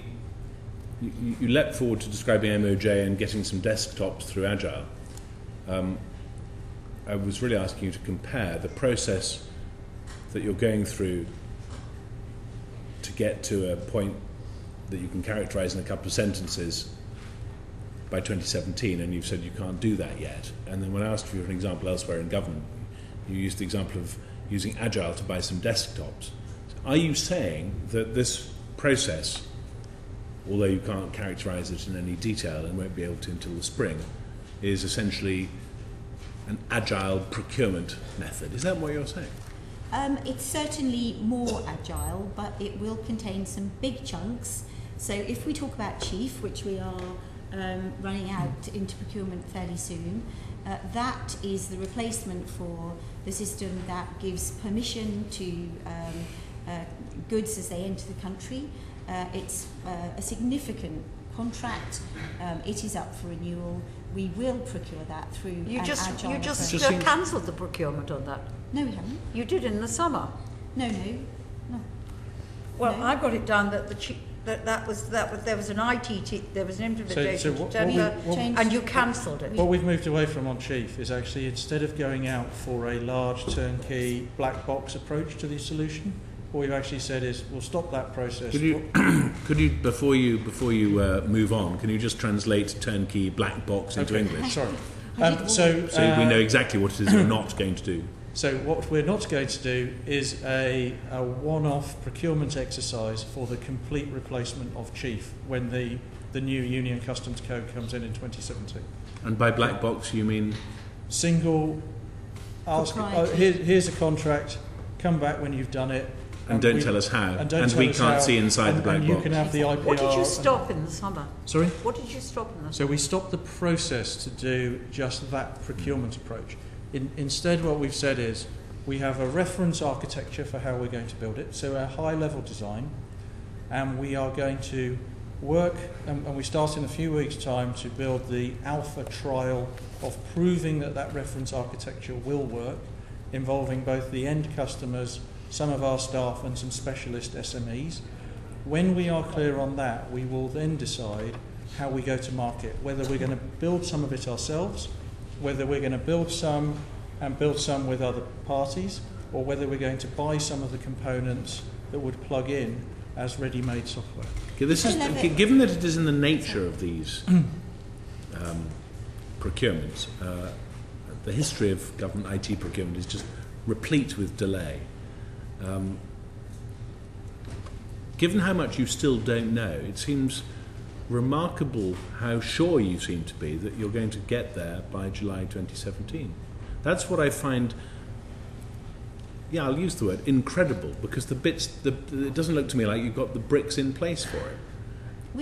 We aren't quite at the point where we can show you all the bricks. I'm really but you're sorry. 3 years in, Lynn, from the Memorandum of Understanding. That was signed January 2012, and now you're saying to us, come back in March 2015 Levitt, and we might have a business Levitt plan. Did want to just comment on the MOA to reinforce my points. The only thing I wanted to comment on was figure 8. Sorry? I think I just wanted to comment on figure 8. I think there was a comment about 55 million on reliefs. And if I can just explain, if you look at a lot of these commercial agreements, then the intent has always been that we are able to answer a challenge that HMRC have.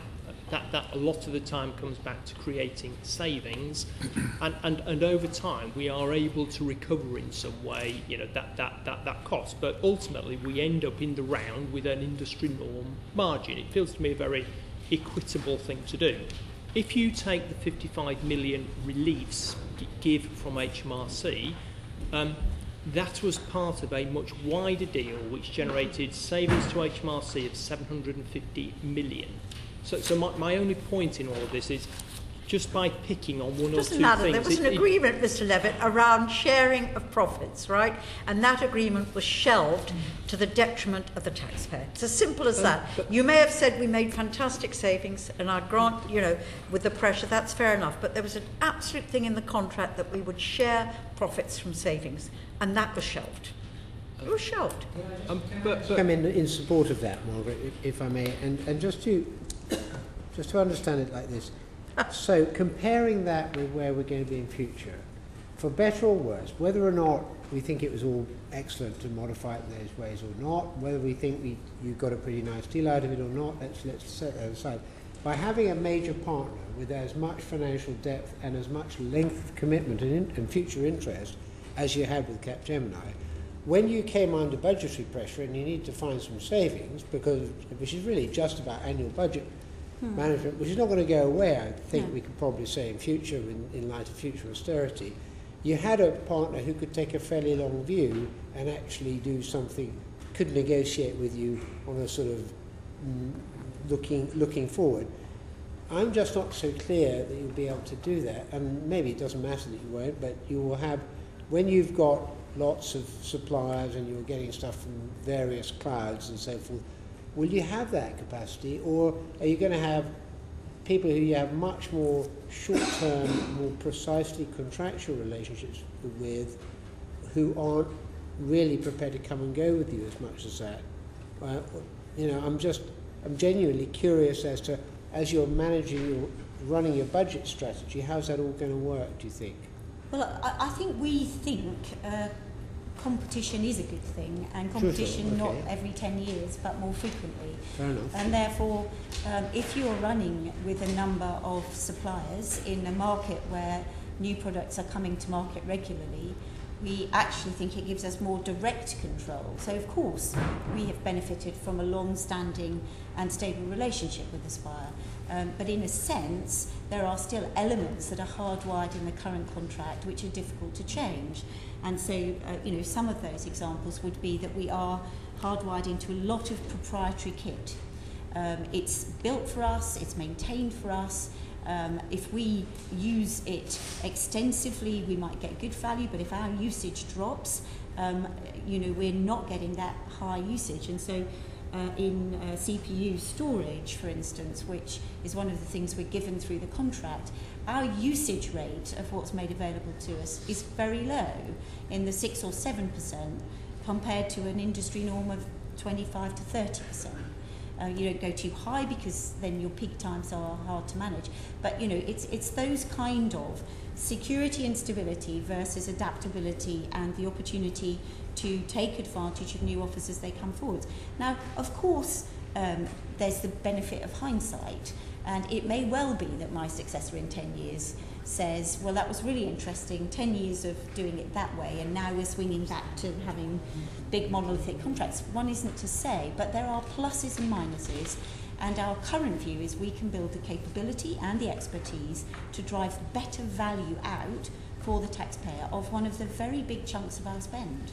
I was really asking about disruptive demands to cut your budget and the effect on the programme of that. Sorry. I did make this point earlier that I think it is really important that we have a forward-going business plan with sustainable plans to save money, and that we do those at the pace we believe we can, not an artificially imposed pace.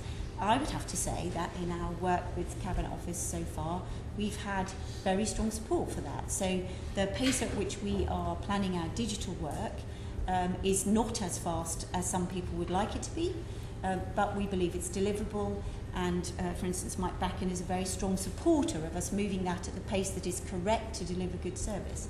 So I think it has to be sustainable savings. I think you've told us that, and we agree with you. Austin. I'm still trying to get my head around this Cabinet Office thing about big contracts, long-term contracts. There's lots of little contracts. I mean, it's a bit like deciding whether you employ Snow White, that's you, and Snow White employs the 7 dwarves, Dave Deasy, Dorothy Beaky, Mickam-Titch, I think they were not the 7 dwarves, or whether you employ the 7 dwarves individually, right? I don't know the computer industry as well as Richard, so I don't know which is better. But while you've had one big contract, and CapGemini's made a good rate of profit on it, but partly because of changes you kept making, I'm not sure of your competence to take on a lot of little contractors. I mean, given the fact that when you replaced the 12 regional national insurance and PAYE centres with one national service, you made a real balls of it. You lost about $1 billion in revenue forgone, and it cost 75 million to put right, something like that. That doesn't tell me that you're going to be competent to handle a lot of little contracts without the supervising role of a big contractor. Well, I might ask Mark to explain how we go about devising projects, but I think the point I would make is that we have landed some of our big initiatives very well. I would concede that the decisions made around MPS, which, as I said before, I don't think anybody believes were down to Aspire, were actually more about our general administrative ability within HMRC than about technology. The underpinning changes MPS have brought are good for PAYE, the base on which we built RTI. So there has been a significant transformation of our basic infrastructure already. There are some other big bits to come, but I do think we are showing the skills to both scope and deliver those things. In terms of changes, so I think in terms of the chunks of work, so I'm not sure I'll go with the 7 dwarfs, but the different areas, we would group them logically, and we talk a bit about that in figure 12. So things like all the people who are focused on data analytics, SAP, which does our finances, big system. Yes, huge system, personal tax, business tax, starting to group things in logical ways so that you can feel the service. Then the layer you talk about across the top, which I think is referred to in Liam's note as the service and system integrator. None of us have read his note. Okay, so that layer is typically called the service and system integrator, the SSI layer that goes on top. And that is where we're going through the options of how do we do that? Do we contract a firm to be the SSI, or is that the skill set that we want to create and develop within HMRC? And there are pros and cons of both. Well, that's what they do for you at the moment. They do that as well as managing all of the bits as well. Yeah, but basically they're a systems integrator, so you'll replace them with somebody else, or they may win the contract, probably at a higher price. Or we may do more of it ourselves, yeah. Can I ask about Fujitsu? Before we just move off the Cabinet Office note... have you read it? Well, I did, actually, although there's a bit of it that I didn't understand, and hopefully Mr Dearnley can explain it to me. On the last page, there's a section called Cabinet Office Leading by Example. Always a good thing.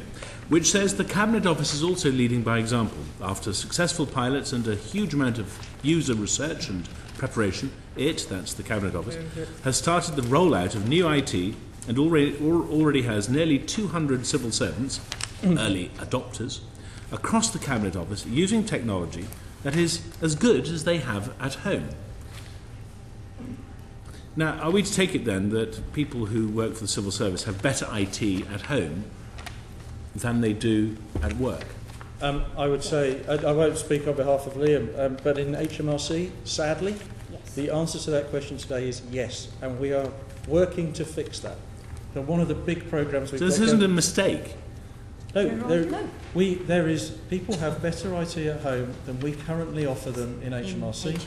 We are 70% of the way through, as of this morning, rolling out Windows 7. This is despite, well, I mean, let's not get into whether the later offers from Microsoft are better than the earlier versions, because my spleen might burst. I used to be very adept at Excel 123. I've noticed my facility with it going steadily downwards as they bring forward new iterations, and the same is now true of Outlook. But this is not a mistake. It's basically saying that what they've got at home is better than what you can offer them in the workplace. Correct. Yes. Right. But wouldn't the obvious conclusion from that be to have everybody work at home and save a lot of no, because there is a security angle to that as well. We wouldn't just want them to access it from home. Can I ask about Fujitsu?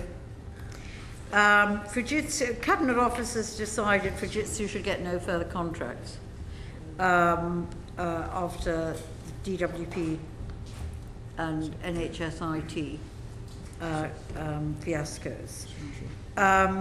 Yet you're continuing to renegotiate this contract for 2009, which you said you'd negotiate at the beginning of 2012. You're now hoping to have done in place by the end of 2014. Is that right? So you're carrying on doing work with them? Yes. Although that Cabinet Office is that because it's an existing contract? Look, Cabinet Office are fully involved with this. I think you know that the Cabinet Office have been working with many of the large providers to get changes in approach where they think that's appropriate. But we are confident that Cabinet Office know and understand the role that we're envisaging. Do just tell me straight, Lynn. My understanding completely straight is Fujitsu is not going to get any further government contracts. That's a Cabinet Office decision. That's absolutely out there. I don't think that is absolutely out there, and I certainly don't think Cabinet Office are telling us that the work we are planning to do with Aspire... Am I wrong about this? I think it's just common knowledge. Do you want to comment? I don't know. If it was in the Daily Mail, it must be true. It wasn't well, in the there we go. If that's your source, I must... I recommend you read you watch the Daily Mail song on YouTube. It's worth anybody's 2 minutes. On Fujitsu? Not on Fujitsu, on the Daily Mail itself. What I'd like to know is to what extent the arbitration that took place between the government and Fujitsu over the National Programme for IT and the Health Service and the the settlement of that has been prayed in aid or parleyed in these negotiations? Not at all. Not at all. So where does the Cabinet Office Crown supplier piece come in? Because the whole point of that is to treat suppliers as suppliers to the Crown as a whole. In fact, we had one of the Crown representatives in front of us not that long ago. Oh, well, there's definitely a growing intent and actuality for the government to have a significant relationship with each major supplier. But if the Crown representatives had nothing to do with the discussions with Fujitsu in relation to this contract, and the Crown rep is absolutely cited, and as I said earlier, Cabinet Office are heavily involved in all that we're doing on this bar contract. They sit on the steering group. They're involved in all of our discussions. What does that mean, involved? They approve?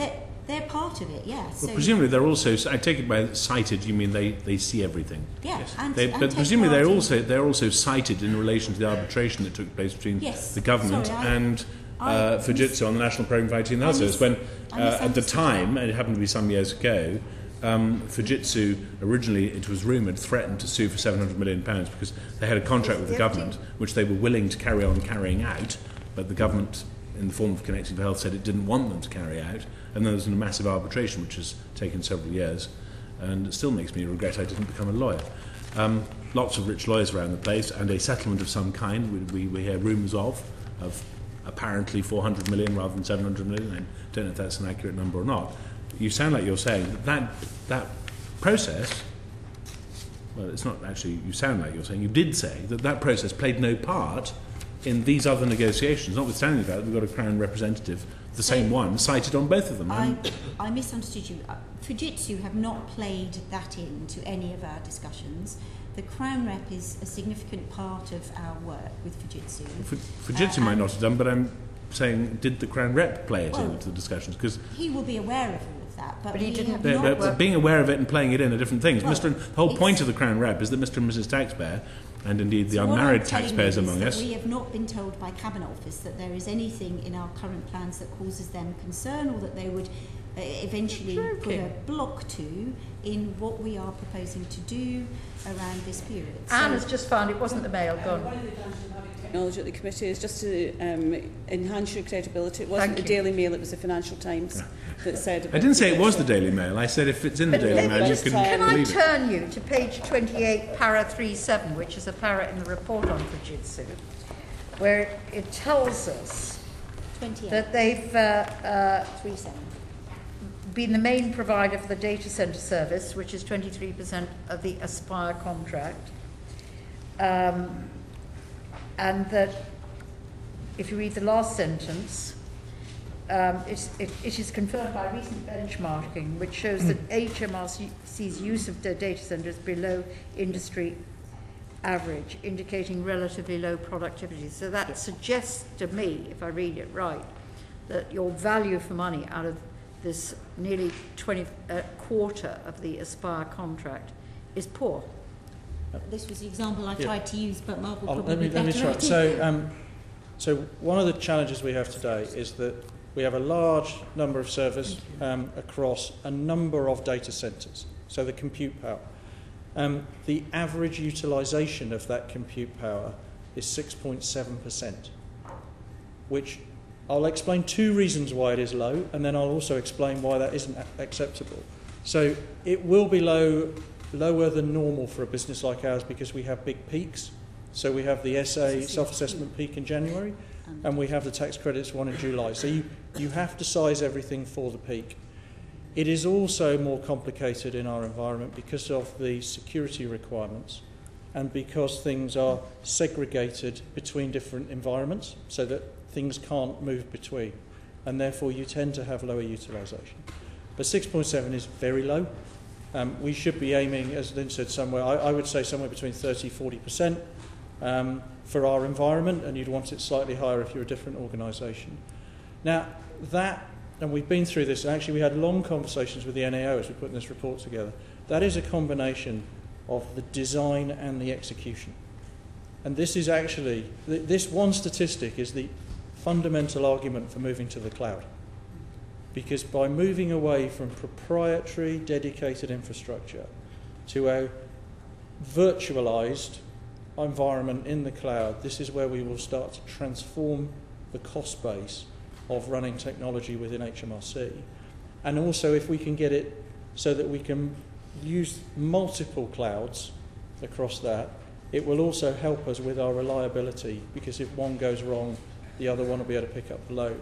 Now, it is harder than I just made it sound, because some things work very well in the cloud, and again, I think GDS referenced one in their paper. Websites work incredibly well. When you get into large systems with big back-end databases, where every transaction has to be done in real time and they all have to stay synchronized, it is much harder. But one of our big transition plans as we come out of Aspire into the future is the virtualization and moving all of our applications into cloud-based infrastructure. With a risk to accuracy. That's why we have to get it right. So we either stay with low, the lower utilization means we can guarantee it'll be right. As we move, that's why I say we won't get much beyond about 40%, I don't think, because we will need to keep that level of control. Just to say to you, I'm now reading something else, which is Computer Weekly. The Cabinet Office has blacklisted Fujitsu and another IT supplier from tendering for government IT contracts because they constitute too high risk. And then it says, according to FT.com, Fujitsu will not be considered by the Cabinet Office for new government projects. So it's not something we've seen, and we continue to work with Fujitsu and actually, are doing some very interesting things with them around the future shape of clouds. Well, that would be another interesting... Either this is untrue or it's true. If it's untrue, then it's not surprising you haven't heard about it. But if it's true, then it's slightly worrying that you don't know about it. Well, as Lynn says, we have Bill Crothers and Liam Maxwell sat on our steering committee. So I'm pretty sure that both of those would be quite happy to tell us if it wasn't true. If one of them had agreed to come today, we would probably just be able to ask them. Can I turn to you, Mr. Levitt? You've made profits between all of you of £1.2 billion over the life of the contract. And if I read your, I read properly what you've got from just looking at the 13-14 figure, you made a profit out of HMRC work alone of £86 million in 13-14. You also have got a contract with DEFRA, BIS, the police, a little contract, relatively little, with DFE, DWP, FCO and MOJ. So, but just looking at the one that I know most about preparing today, which is the one with HMRC. How much corporation tax did you pay in the UK in 13-14? I'm not an expert in that field. We are CapGemini in the UK. It's UK registered and pays tax in the UK at the right rate, and we have paid all the taxes due, and that has been audited. How much corporation tax did you pay? I don't have that information. You knew I was going to ask you this question. So I ask it of everybody in these sort of circumstances, so it's not a surprise. Chair, I haven't been at one of these before, well, so I can provide yeah, that but you'll have watched. I know what preparation goes into this. Don't tell me you didn't know. And what it suggests to me is you've not paid a fair amount on the profits you made. On the back of taxpayers, Mr. Levitt. This is taxpayers paying this. I do know that we have paid all taxes due. Yeah, that's a very... How do you know that? Because I know... Did you get that in your briefing?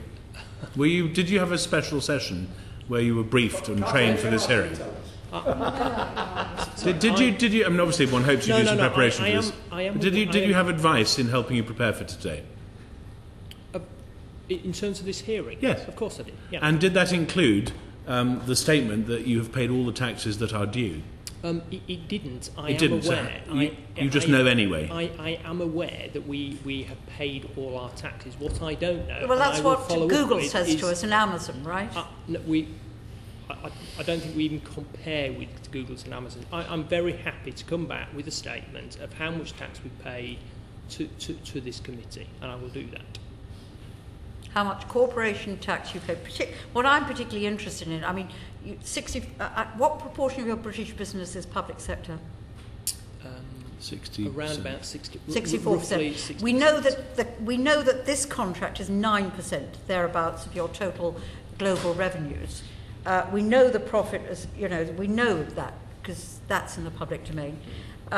You should be paying a hefty amount of corporation tax to the British government, because this is particularly what really gets my goat. I say it time and time again, your profits are funded by taxpayers. That's where this money comes from, and you therefore, I think, have a complete moral duty to pay your fair share. Moral. I appreciate that. If you can get a legal way around it, that's not good enough for me. I'll provide the information to the committee. I'll repeat.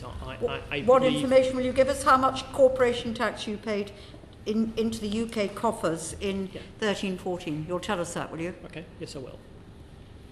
As a lawmaker, you could always pass a different law. Absolutely. Well, I would if I could. On that one, then I've got some. No, not on this. But go on. We've talked at quite a high level about the changes that are being made, whether or not we've got the model right, and all the rest of it.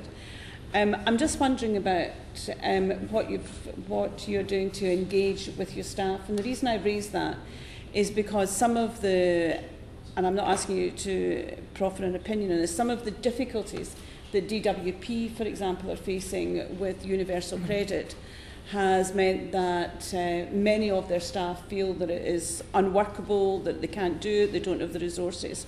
Now, regardless on our opinion of the principle of universal credit, there certainly is an understanding that it's in some difficulty.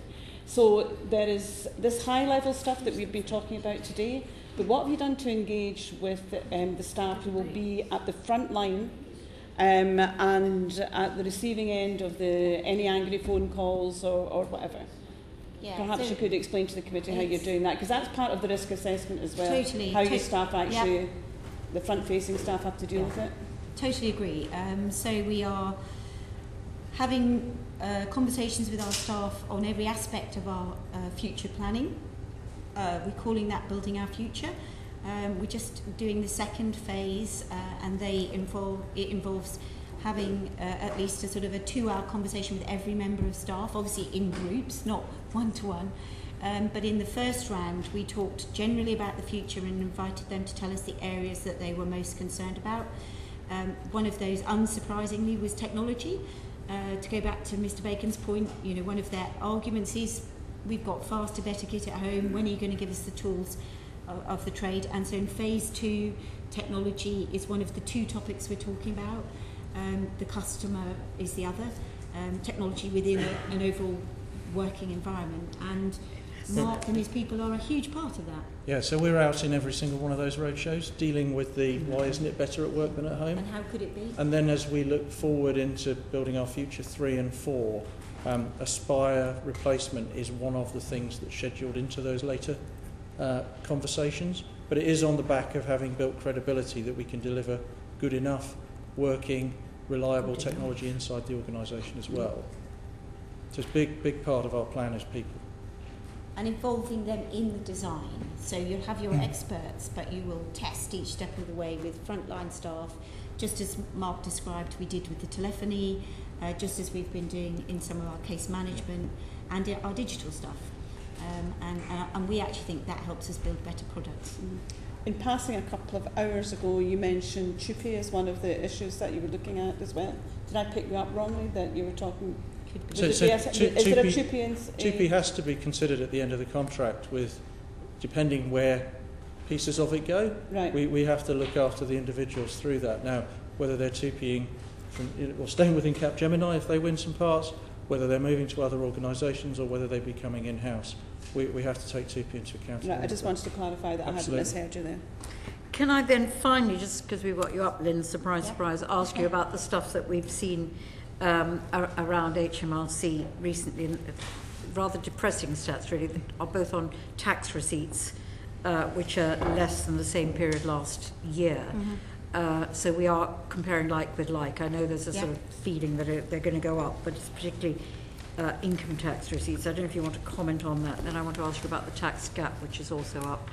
Yeah, so I think there has been understandably some discussion about income tax and NI not yielding what was anticipated. I think from the reports that have been published from DWP and HMT, there is a view that we're seeing both weak earnings growth but also changing work patterns.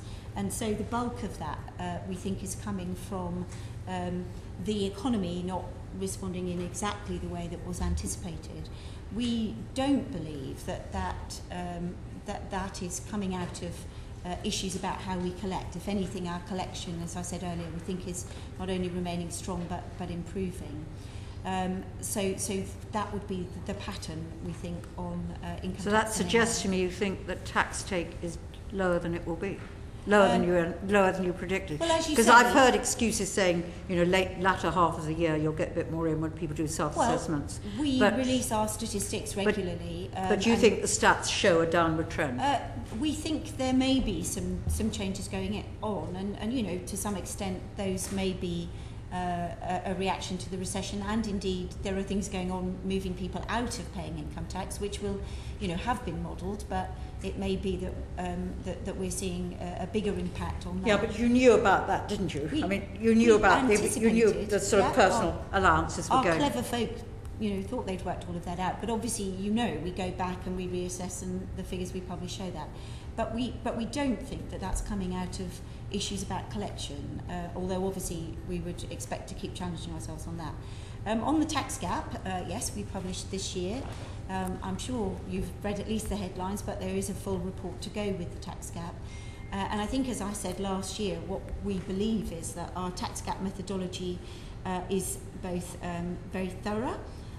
It's confirmed by IMF to be a logical and sensible way to build a tax gap picture, and the long-term trend is broadly downwards. Last year it moved a couple of % down, and I said you've got to think about this as a long-term trend, and this year it's moved a couple of 0.2, not 2.0, the other way. But the long-term trend is still. Can I just tell you what worries me about it?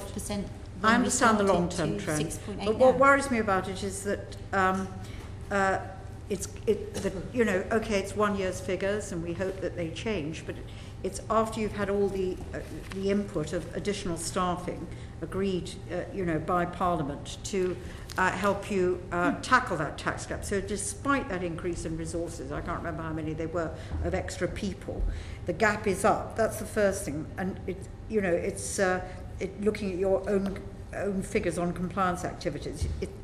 You're down. Your take on that is down in the quarter. And I think what's particularly worrying is one of the things, the evasion, illicit cigarette sales. We've dealt with that here. Yeah. They're up, costing us 1.1 billion extra lost on that.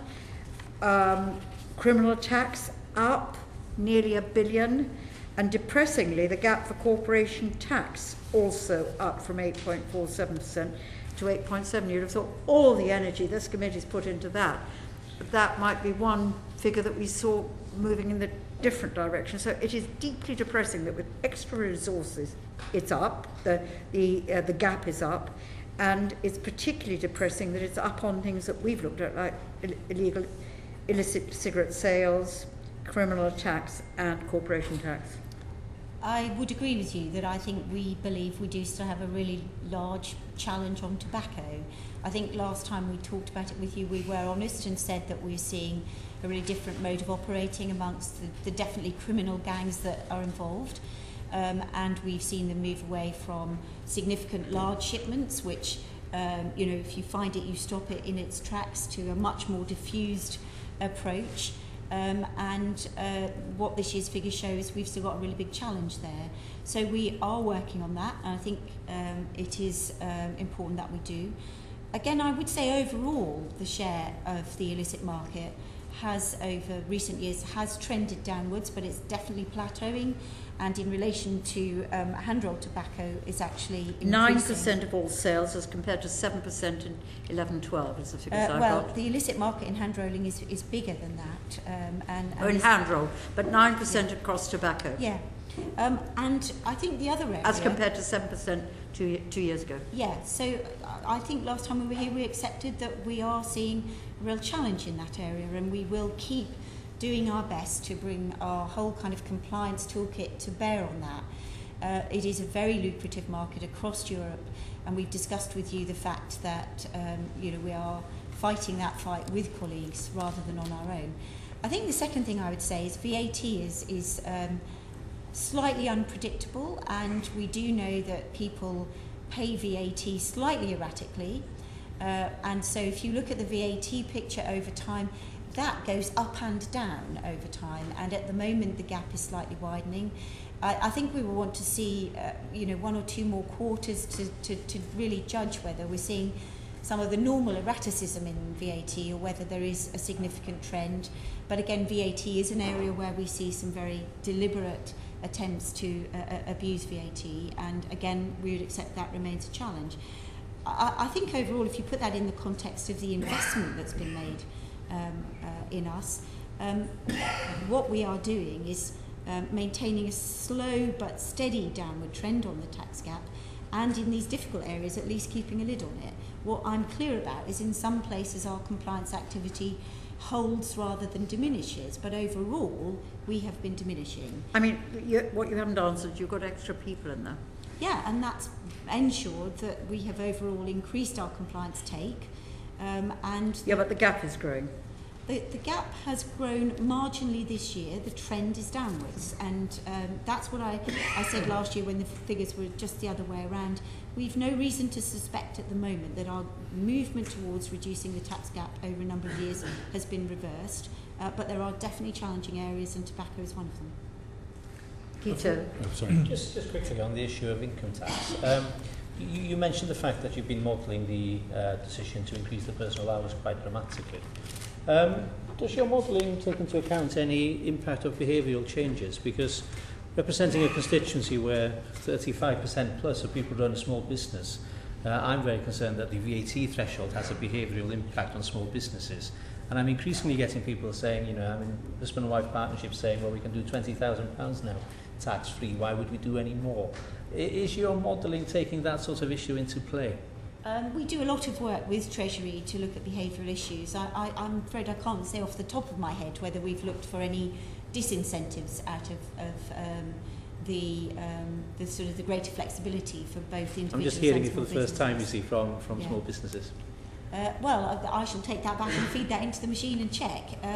But we would certainly obviously keep our eye open for places where we've developed effectively a cliff edge that affects behaviour negatively. Yeah. I discussed with you a lot that we do believe behavioural insight is an important tool for us, and we believe nudging does work. So if we came across an area where we've nudged into a non-entrepreneurial form of behaviour, I think we would want to understand that. Yes, while we're on the subject of various forms of illicit activity, I'd like to go back to what we were talking about for most of the hearing, namely the whole question of the shift in the way you procure IT services, because it seems to me in a world in which it's not necessarily routine, but there have been plenty of cases of 15 and 16-year-olds hacking their way into the Pentagon over the years. A criminally minded person who is also IT savvy might decide a sensible thing to do would be to mount a criminal attack against the HMRC, and in an environment in which the suppliers to HMRC are more variegated, there will be more opportunities for getting inside the system and creating what would effectively be IT scams. I sat next to somebody at an event who was the chief technology officer of one of the world's leading software companies, and we happened to be talking about online banking. I said, do you do online banking? And his response was, God, no, I know far too much. My prejudice, as it turns out, was exactly the same as his. I don't know as much as he does about it, but my prejudice turned out to be exactly the same. What do you spend on security to prevent this kind of attack? Well, you're right that we're very attractive to both serious and organised criminals, but also to people that just want to show they can disrupt. I don't know whether Mark can answer the question directly, because we sort of build it in to everything that we do. So our identity assurance approach, which we're building and growing at the moment, will be a very big part of that security. But we also do have a team that does nothing but security, and they work to Mark. So we have a couple of different approaches on the cyber side. So we have a team that's dedicated just to the phishing challenge, who have this year already responded to 75,000 emails from customers and shut down about 4,200 websites. So we go very much at that consumer end, but we also have a team dedicated to cyber monitoring, keeping on top of any cyber attacks. And over the next year, we will actually open 2 cyber command centres just to be watching all of our platforms. And part of the digital investment is to be able to monitor everything that's going on across all our systems from front to back so that we can start to spot this. It is a really important area for us. If we don't get this right, our whole digital strategy doesn't work. We work very closely with GCHQ to make sure we've got every bit of intelligence they know, and we're also working very closely with GDS on the new identity assurance, which is a good step forward for individual citizens, and we continue to develop the business side of that. Huge area of focus, and it's why I said earlier I'm very lucky to have Jonathan Lloyd-White as my head of security, who is the government profession head. So we spend a lot of time worrying about it. Okay. Good. Thank you very much indeed. Thank you. Thank you. Thank you.